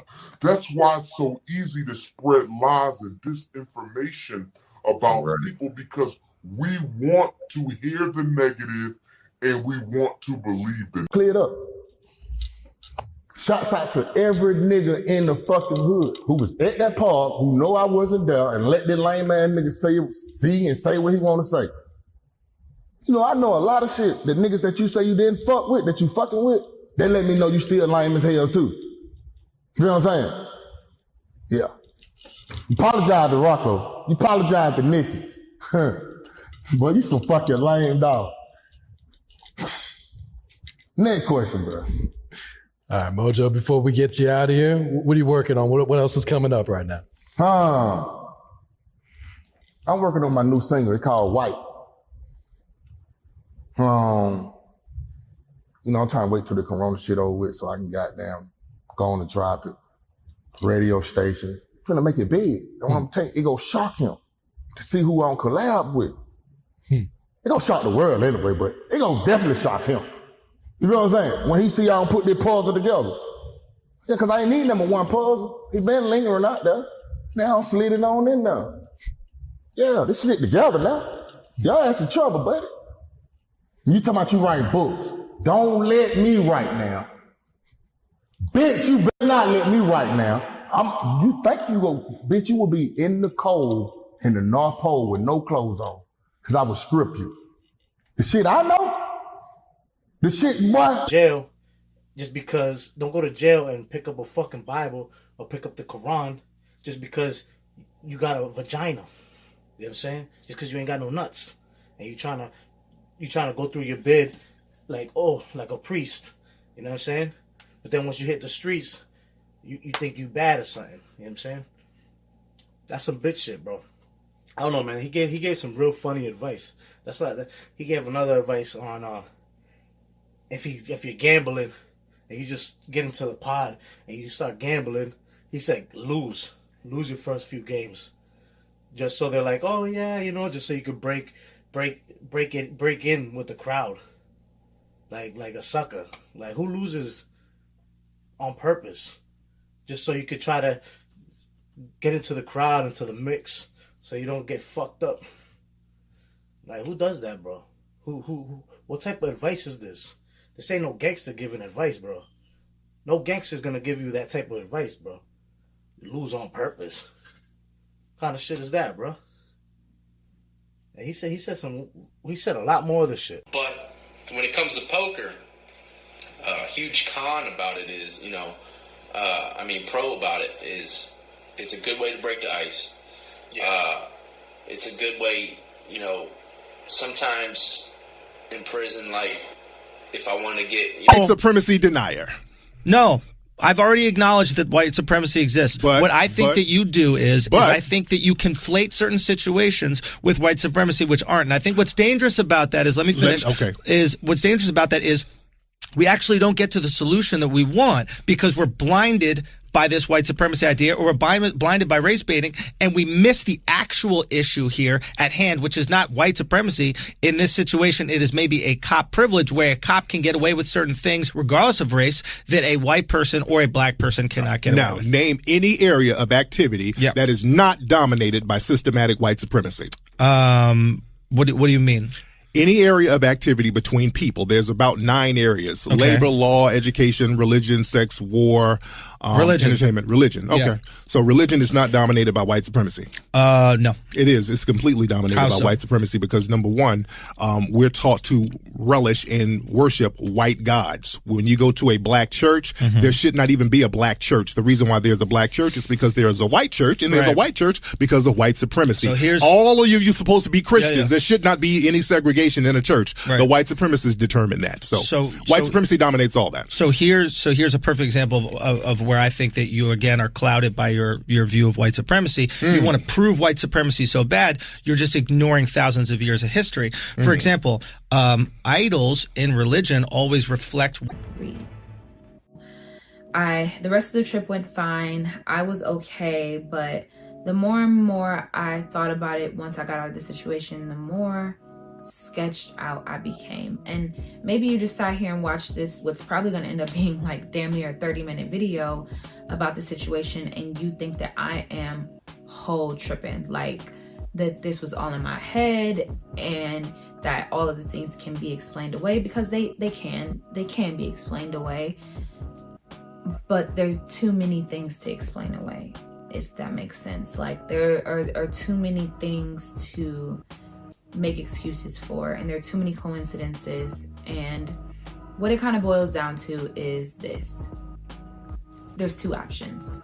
The first option is that I am tripping, like I was just paranoid because I just was, and this man is perfectly nice. He's a regular guy, and I did break that lock by putting my little tool in it. I basically was my own undoing, and I was the reason that I was locked out of that apartment, and he really was trying everything that he could to get me back into this apartment, and he was just a nice guy, and it was just a really weird situation.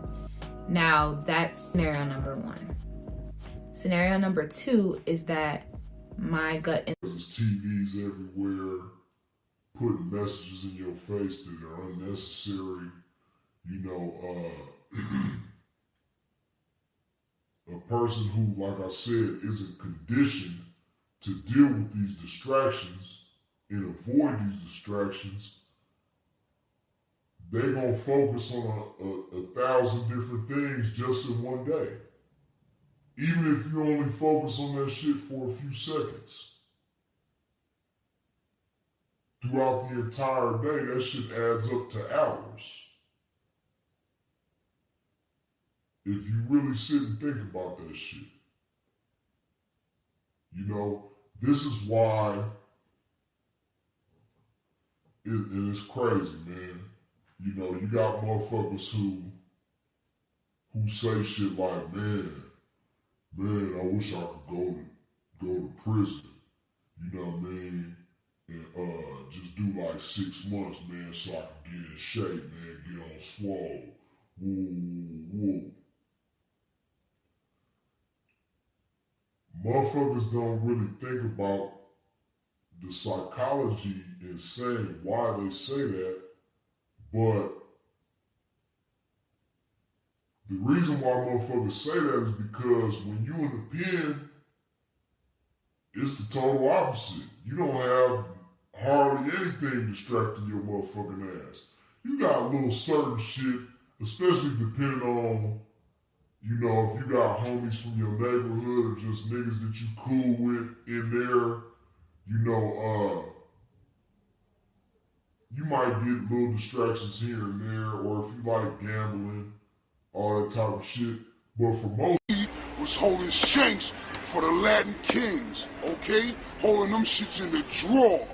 In the drawer, though. The search team never come in and search the motherfucking drawer.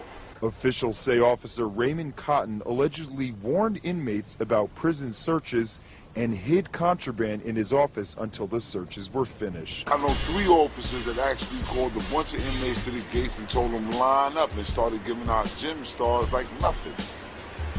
Here, like he was giving out candy. The motherfucking blood's rolling or some niggas rolling and start some beef with them niggas, that bitch hand them shits out like they pancakes.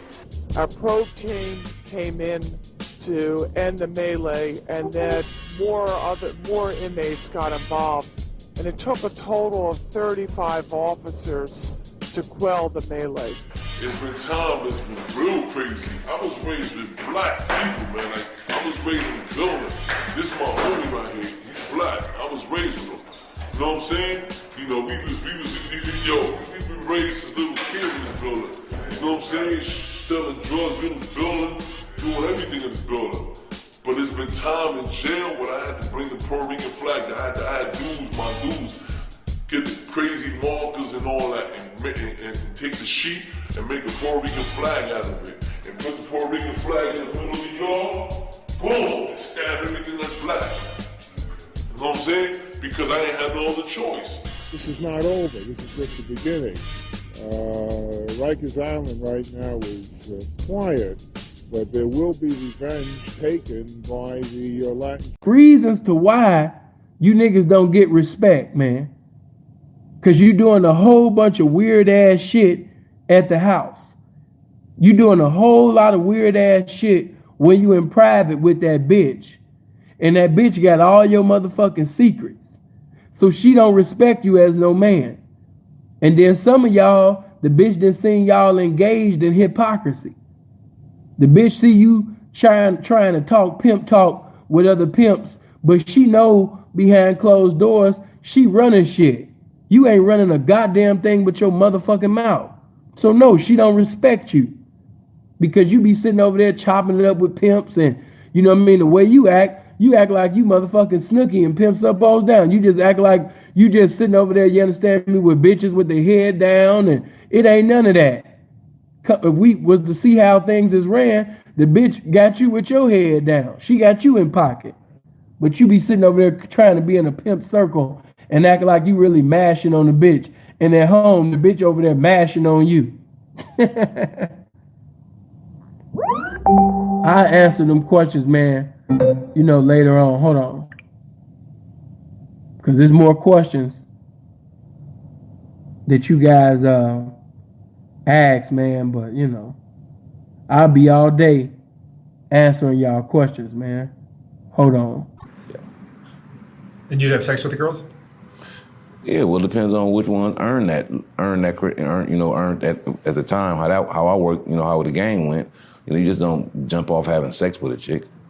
You know, it ain't matrimony, it's macaroni, you know. So when you're really doing it how I started it, you know, me, I wanted to give what I gave to the streets and hustling to the game that I had embarked on.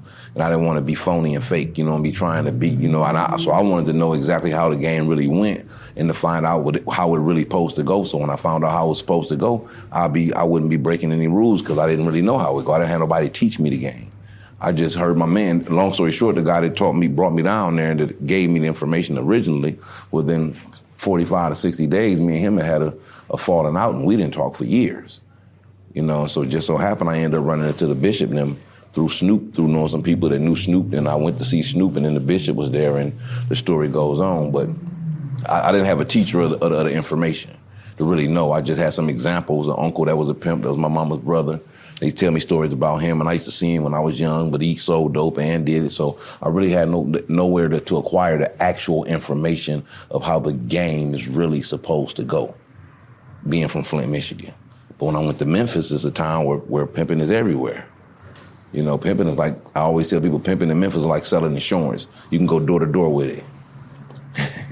It's made from Reddit, as I said before, with persons wanting particular stuff. when you're on this site, you're not gonna make money from the subscriptions. You'll make money from messages, tips, and other ways, selling photos, videos, stuff like that. But persons will say, oh, they're gonna subscribe for $5 and you're doing this for $5. No, that's not where you make the money. You make the money, the extra money, from persons messaging you, asking for extra stuff. As I said, if you don't want to, that's up to you. You do what you are comfortable with doing, right? So yeah, like, I'm gonna tell you guys, if you don't have social media following, you need to sign up for social media. You're not going to get any subs by just having the account. You need to promote the account. You can, as I said, you can use Instagram, where you can use the hashtags. Don't use OnlyFans hashtags, those won't work, and you can get blocked on Instagram for using those. Use other hashtags, like, as I said before, feet, fetish, stuff like that. And signed up for dating apps. When persons talk to you, you tell them you know what you want. Persons come up to you like, hey, blah blah blah. You tell them that, listen, I have my account, could you please, that you're arguing with isn't challenging you enough. And I felt like, and I remember thinking in certain ways, like when you were talking about white supremacy, I was like, is this, how do I explain it? Are you blinded by white supremacy in terms? Like where you're missing maybe the actual root cause of an issue? Well, blinded. That's interesting. Blinded by white supremacy. Meaning like you're so committed to proving white supremacy, which we can absolutely acknowledge. Right. In certain instances, is the indicator is the root cause. In certain. Okay. But I think in other ones it might not be. Okay. Now let's define what white supremacy is. Yeah, that's important. That's very important. What is white supremacy? To you, or how do you see it? Right. Well, just the basic definition to the people who implemented the system of white supremacy. It's groups of people classified as white who dominate, control, and mistreat groups of people classified as non-white. Gotcha. Right. So that's the working definition. That's always pretty much been the definition of what white supremacy is. It's a group phenomenon. Right. And what happens a lot of times, people put black folks in token positions and say, hey, there's a black guy right there, so there's no white supremacy. Right. There's two black kids going to that school, so it's not segregated. No white supremacy. It's integrated because there's two black people right there. When would that school become integrated? See, I don't even use the word integrated. Does she have for you the marriage that should make her want to get in pocket? You shouldn't have to put your woman in pocket. You know what I mean? You shouldn't have to do that. That should be something that is automatic on the bitch part, on the woman's part, girlfriend, wife, or whatever. You know what I mean? Seriously. So with that being said, you know, when you out, you have to be conscious of the fact of this woman might belong with somebody. And then I hate to say it, damn man, that's fucked up. But I hate to say it, but even outside the husband, boyfriend, boo thing committee, you have niggas that profess to be pimps and they are part of the husband, boyfriend, black ops committee. They are part of the omnipresent the P committee. They are part of all of that. Seriously. You got certain niggas that profess this pimping that when you get at the bride, hey, what's happening, P? Yeah, man, yeah, man. You know, yeah, man, she fucking with pimping.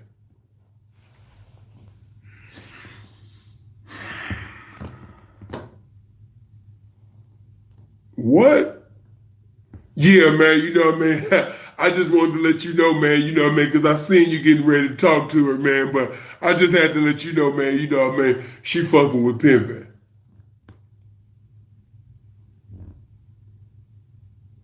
Colony, they automatically know what to do. It ain't no discussions, no debates, no Bibles, no books. They just move accordingly.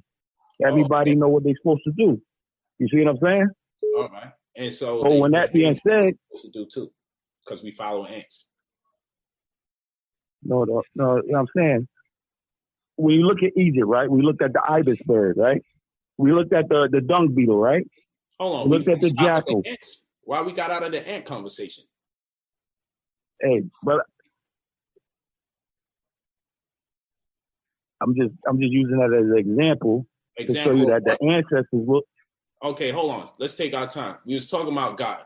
Yeah, we was talking about if I believe in God or not. You went into the ants and said, right. You already dismissed that. So then I said I got one more. Nothing. I said you're teaching me, so I'm accepting what you're saying as though it's a fact, and then I'm going to see if it's possible. I'm going to see if I can run it through my logic after you're done. But if you're done, then I don't know what to run through my logic. I don't know what we're doing with that. I thought there should be some more information. What part don't you understand? I don't understand the connection between why God exists and the ants having a civilization in retrospect to man. All right, but yo, listen. There's a lot of people trying to call in. I see you, Uncle Mickey. I want to get a lot of calls in before I hang up. Yeah. So let's go, brother. Hey, I'm At that point, I'm like, oh my God, I'm juiced. I'm like, he called me. Let me call him right back. So that's what I did. I woke up. It was morning, Christmas morning. I don't celebrate Christmas or nothing, but my mind was just focused on getting there, getting where I want to get in life. So I felt like he was definitely a connection for me.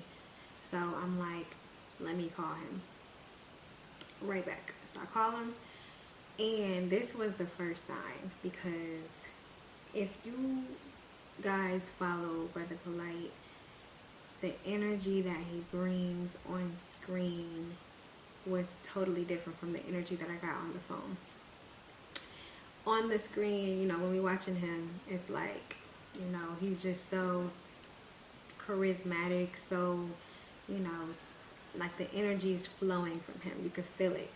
On the phone, he was robotic.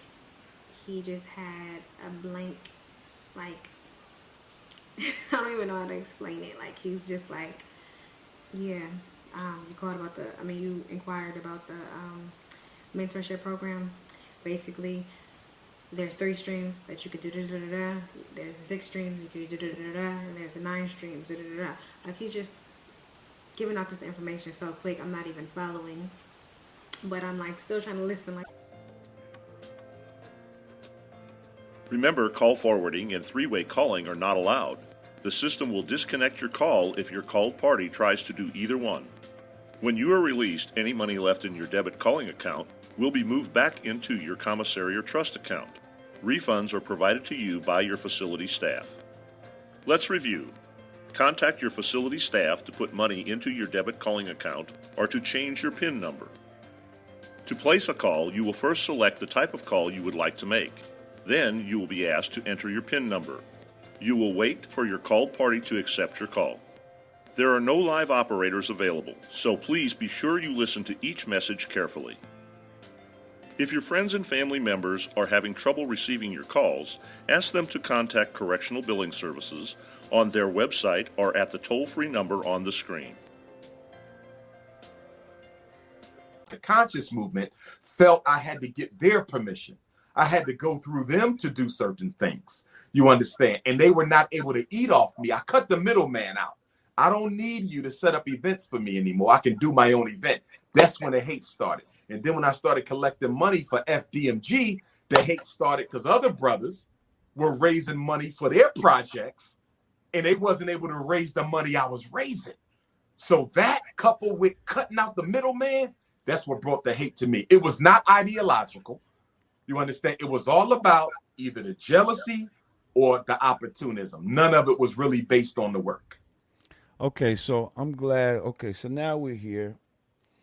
Let's talk about the school, brother, because that's all that I'm getting. That's all that people want to know.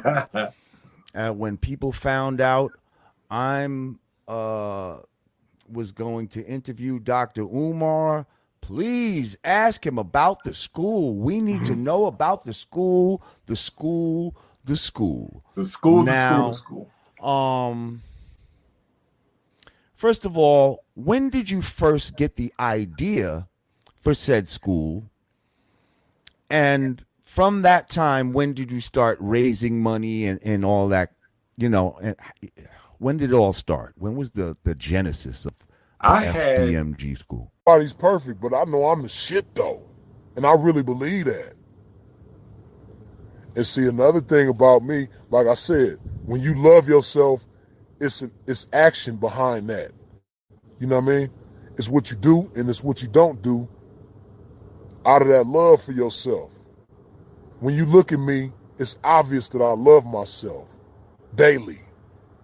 My actions are that of a motherfucker that love themselves. You know what I mean? So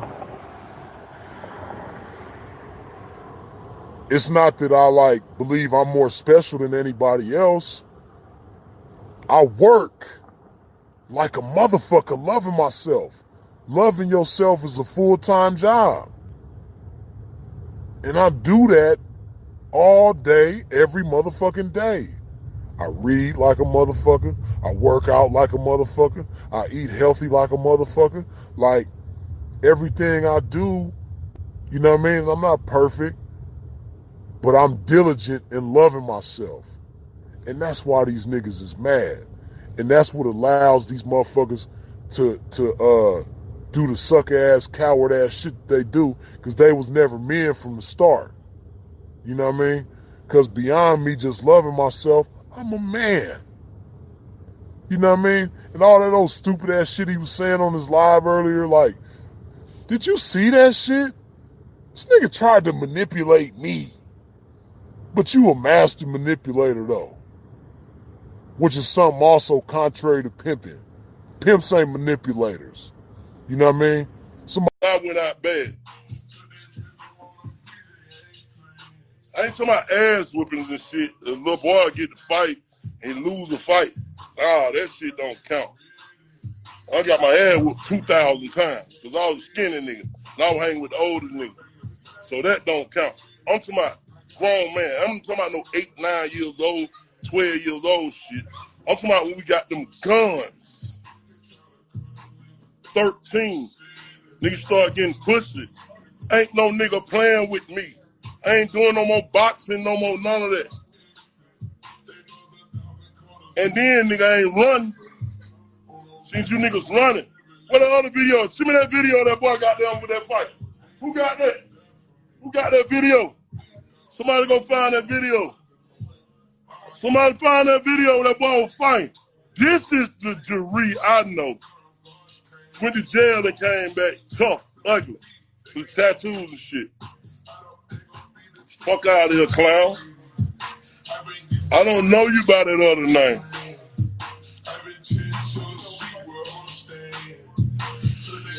Yeah, hey, Edgewood Day. Law them beat the hell out of him. Law and Crit them beat the hell out of PP and Edgewood. Shot it. Well, they ain't gonna, damn, my bad. I'm criminating these boys. But fuck it, that shit over with. Them niggas, that shit over with. Pop did him with his other baby boy in the car, but these niggas want to be beefing with Bang. God damn, get the niggas who asked you. What the fuck, man? The fuck going on, man? No, then we was all in Vegas, nigga. Johnny called me like, man, I'm through with that nigga Danky, man.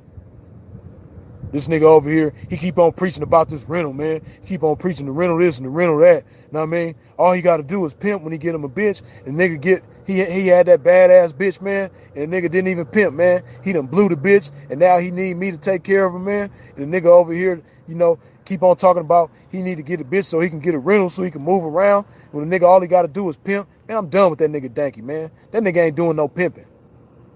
Yeah, Dank, this is what Johnny Cash said about you, nigga. He was done with you because you wasn't doing no pimping. But now, he know he ain't got no action back at Sinful and Freeze.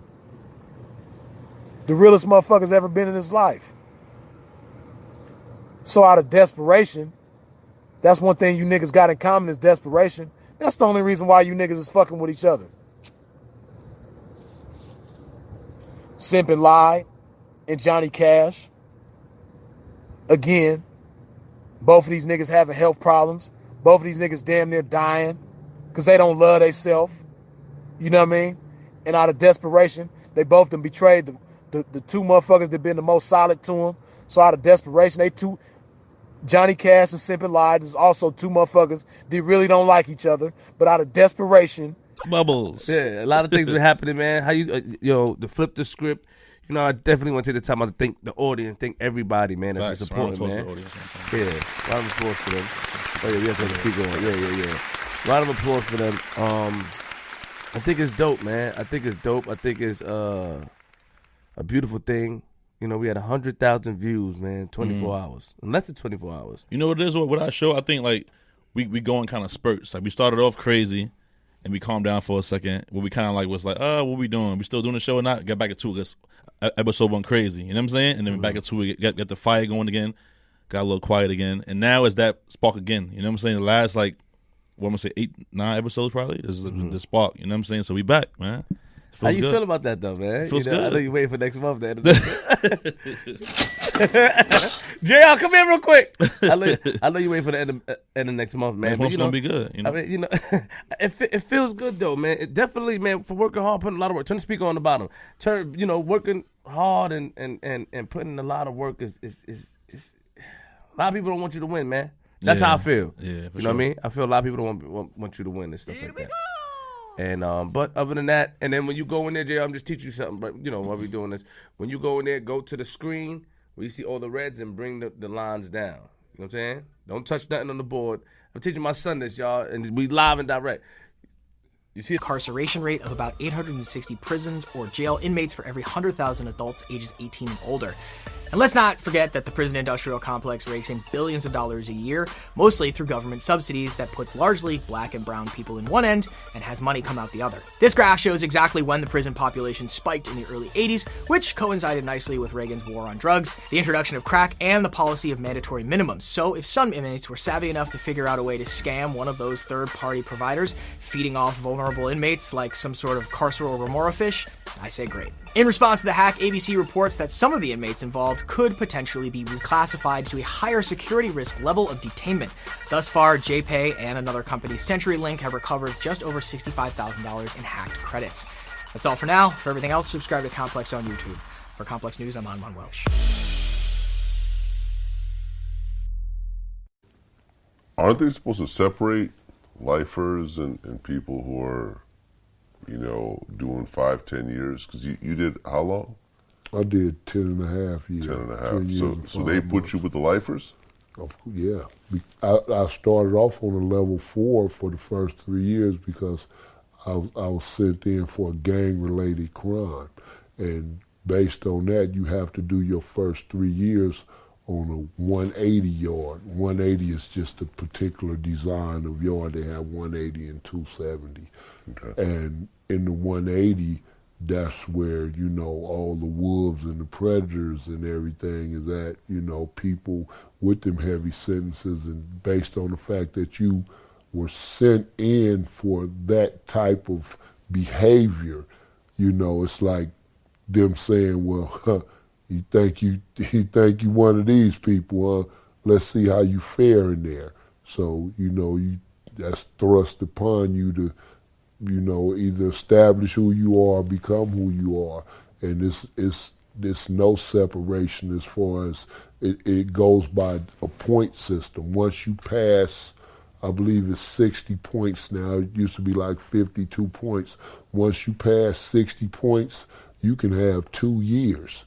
But if you're on that level, then you're on that level with everybody with 60 points and above. That's maximum security. Did you see people get thrown into there and not make it out? Several. Okay. Yeah. I mean, that's a common occurrence because they can take a pounding, but if you get in their mind, that's what I used to do. I used to tell them. I used to clearly try to get in their mind. And I told get in their mind many different things. I used to stay behind when the search was all over and we finished searching. I used to lock myself in an empty cell just to hear the inmates talk. And the inmates say, they didn't find my weapon. I left it in the cookie box. And they said, I gave no puppy-eyed dog thing. And then I get on the radio, come on back down. So I want the extra yard of this, you know what I'm saying? Getting in their mind and saying like this, come on, you have to do the right thing. You never know where I'm around, you know what I'm saying? Right. I'm ear hustling all the time. I'm ear hustling and I got enough secret squirrels to tell me everything, you know? But the most part about that violence, I didn't condone that. I didn't do it when I was off. When I told you back then in 85, somebody told me to hit somebody, I'm not hitting nobody just because you told me to hit them. They knew exactly. I was in charge of ESU. I had the ESU squad. All right, the turtles and everything else, we didn't go over the line. I didn't go over the line. None of my team members go on the line. Because I didn't go with that. Don't do that. I report it. I report it as it is. Don't do it. They knew better. They'll do it when I'm not around, maybe. You know what I'm saying? But it wasn't at that level. No. They said it was violence. It was a cooperative thing with them resisting. But on my team, look at my history. My history had none of that. So you're saying that everybody to that boy, y'all need to check us out on BootyTube247, man. Check me out if y'all. It's only for the adults. It's only for the grown-ups. BootyTube247/Mr. Diamond. Check out some of that shit, man. It's some uncensored footage of the birthday bash on that too. Uncensored some shit I can't show on YouTube, so y'all check it out. Anyway, man, I'm gonna keep it going. First question come from my man Jay Fees. Jay Fees up in Syracuse, New York. Hey, this already my dude, man. This already my nigga. I fuck with him a whole lot on the music. He got some banging ass CDs out, man. Two of them, man. Hustle or Die, Birth of a Legend. You can cop both of them joints at CD Baby or iTunes, man. It's all good. Jay Fees. Anyway, Jay Feezy wants to know, how did he recruit hoes to pimp on, and where do he find them? Well, Feezy, I know you've been keeping up with your boy on Ask Pimp, so I done already touched bases on how. So you need to just go on and tune in and check out some of the footage of the net. As far as where, hey man, every time you step out your door, that's an opportunity. I don't care if you see a hoe at the bus stop, at 7-Eleven, at the Washington, Tom Thumb, at Milliards, at Walmart. Something else is, because you don't know what I'm talking about when I say something else. And then I tell you what something else is. What the hell is your problem now? You want me to give you a whoa. Calm down. You're not being polite. Here's a question. I mean, come on.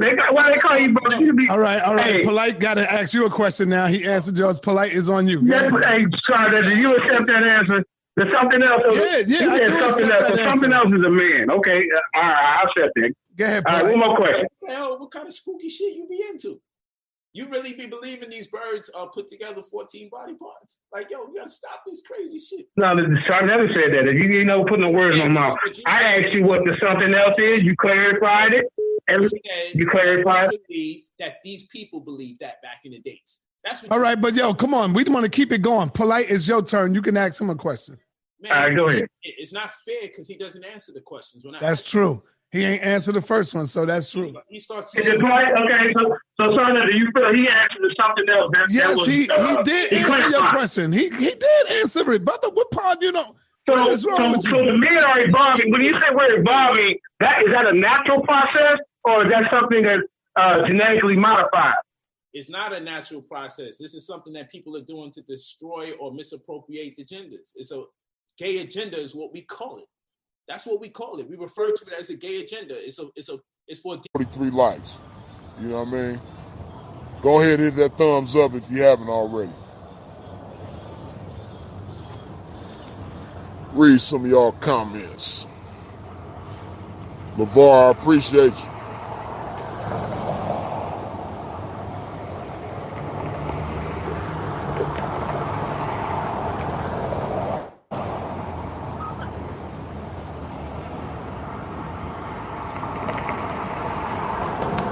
Will I Am, that's what's up, man. You got the world is yours, man. No felonies and no kids. Man, You know what I mean? I have a daughter that I'm truly grateful for. You know what I mean? I love her to death. But before I had a kid, I had felonies, you know what I mean? And if I could go back and undo certain things, I wouldn't have no felonies. You know what I mean? I would have started a business from the ground up, or I would have kept going hard with music or something like that, you know what I mean? But, and see, that's another thing too. See, back in the days, I can understand motherfuckers taking felony chances, because if you was from the hood, it was hard to come up. It was hard to make money. But see, one thing we didn't have back in the days that y'all got now. These 4 incidents include 2 in which the beating was planned ahead of time. And then correction officers assigned to the New York City Department of Corrections meted out a beating that was planned. Inmate was saying, you see him though, you see him, right? And when they turned around and seen these fellas standing there, that's when they took him away. And whatever happened after that, I don't know.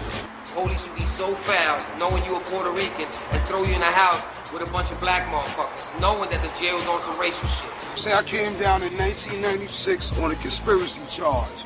I landed in C95, all right, 10 lower. The Bloods and the Latin Kings was at war. I done seen this dorm and one particular dorm, which is 4 men. About 15 inmates fighting each other. And then all of a sudden the whole dorm gets into it, because it's the Latin Kings, and it's the Bloods, and then you got the Nietas, and then you got the Crips. Riots sometimes start because of the minor shit. Like, me and you could have had some beef in the street, you know what I'm saying? And we got it on the street. Now we in jail, so it's still popping. It just happened to be that you black and I'm Spanish, you know what I'm saying? Now you go to jail, you know what I'm saying, that you got your little dudes around you. See, in jail, a lot of niggas is racist, man. Niggas. And it's not even so much that they turn to somebody else. They've showed a dimension of themselves that we never knew was there. But see, motherfuckers like Sinful and myself, that transparency. You don't ever see Sinful trying to act like he perfect. As he say all the time, he done showed you the F's on his report card. You know a lot of the mistakes that Sinful done made in the game. But he don't try to hide it. He don't try to act like the shit never happened. And Johnny Cash talking about, yeah, man, what your report card look like in them streets, man? Some niggas act like they never got one. Come on, man. Nigga, we see your report card looking terrible right now.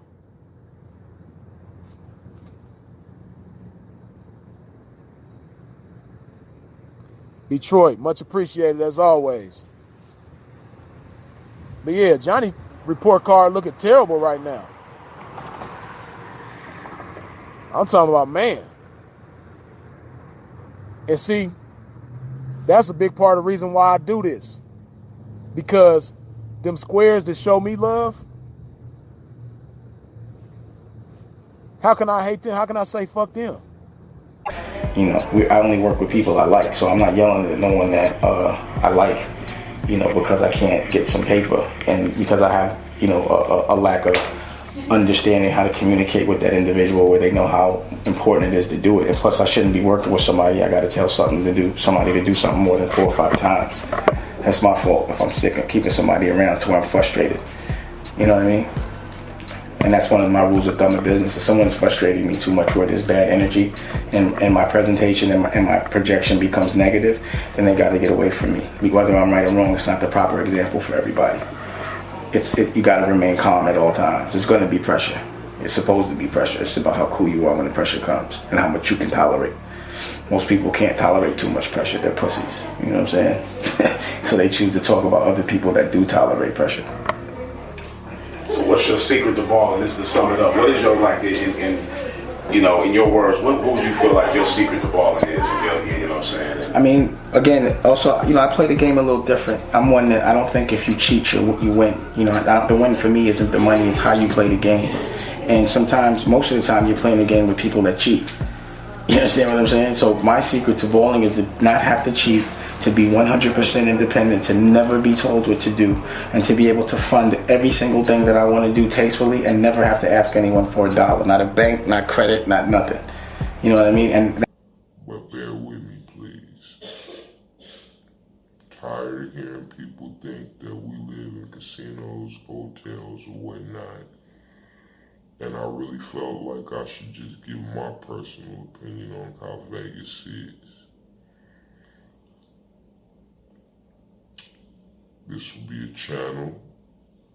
I might start jumping in there doing lives if everything go good. I'm really just looking to build a fan base right now, so I will be making a YouTube account, a Twitter, all that shit. If you watching this shit, that means it's out on YouTube.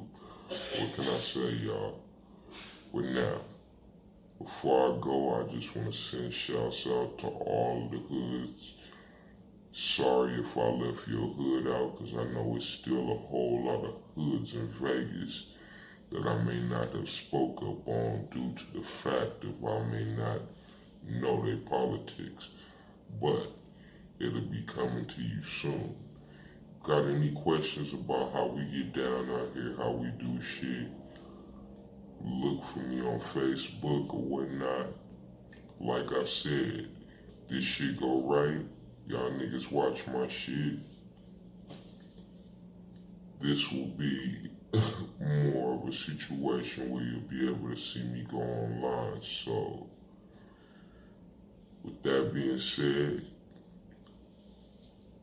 much love to all my niggas out there representing Whack Earth, West Side. I'm out.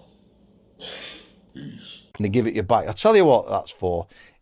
Although it is an indecent thing and it is embarrassing, the reason you search the top half and give them a t-shirt back is so they're not fully naked at all times. I know you've still got your out, etc. But also, let's look back. Me, I took no pleasure from strip searching people. If I was working overtime in reception, you knew you would be Willy watching, right? You're good at reception, you'd help the desk officer, and every prisoner, the ones you knew, new ones, tramps off the street, people who've been in police cells for 3 days would all be... Now you're starting to think now, aren't you? Not that pleasant. You know, you go in, Sean, and you had a routine. Me, I would take the lead.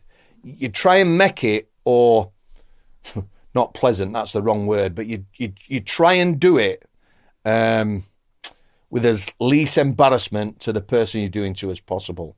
Yeah? Like I said, somebody who's been in police cells for 3 days would stink. They drop the boxes. You would obviously have gloves on, you know. They'd have had the same underwear for a week, this sort of thing. You can imagine, can't you, mate? Plus, you get people off the street, people who were lived on the street. The changing rooms, by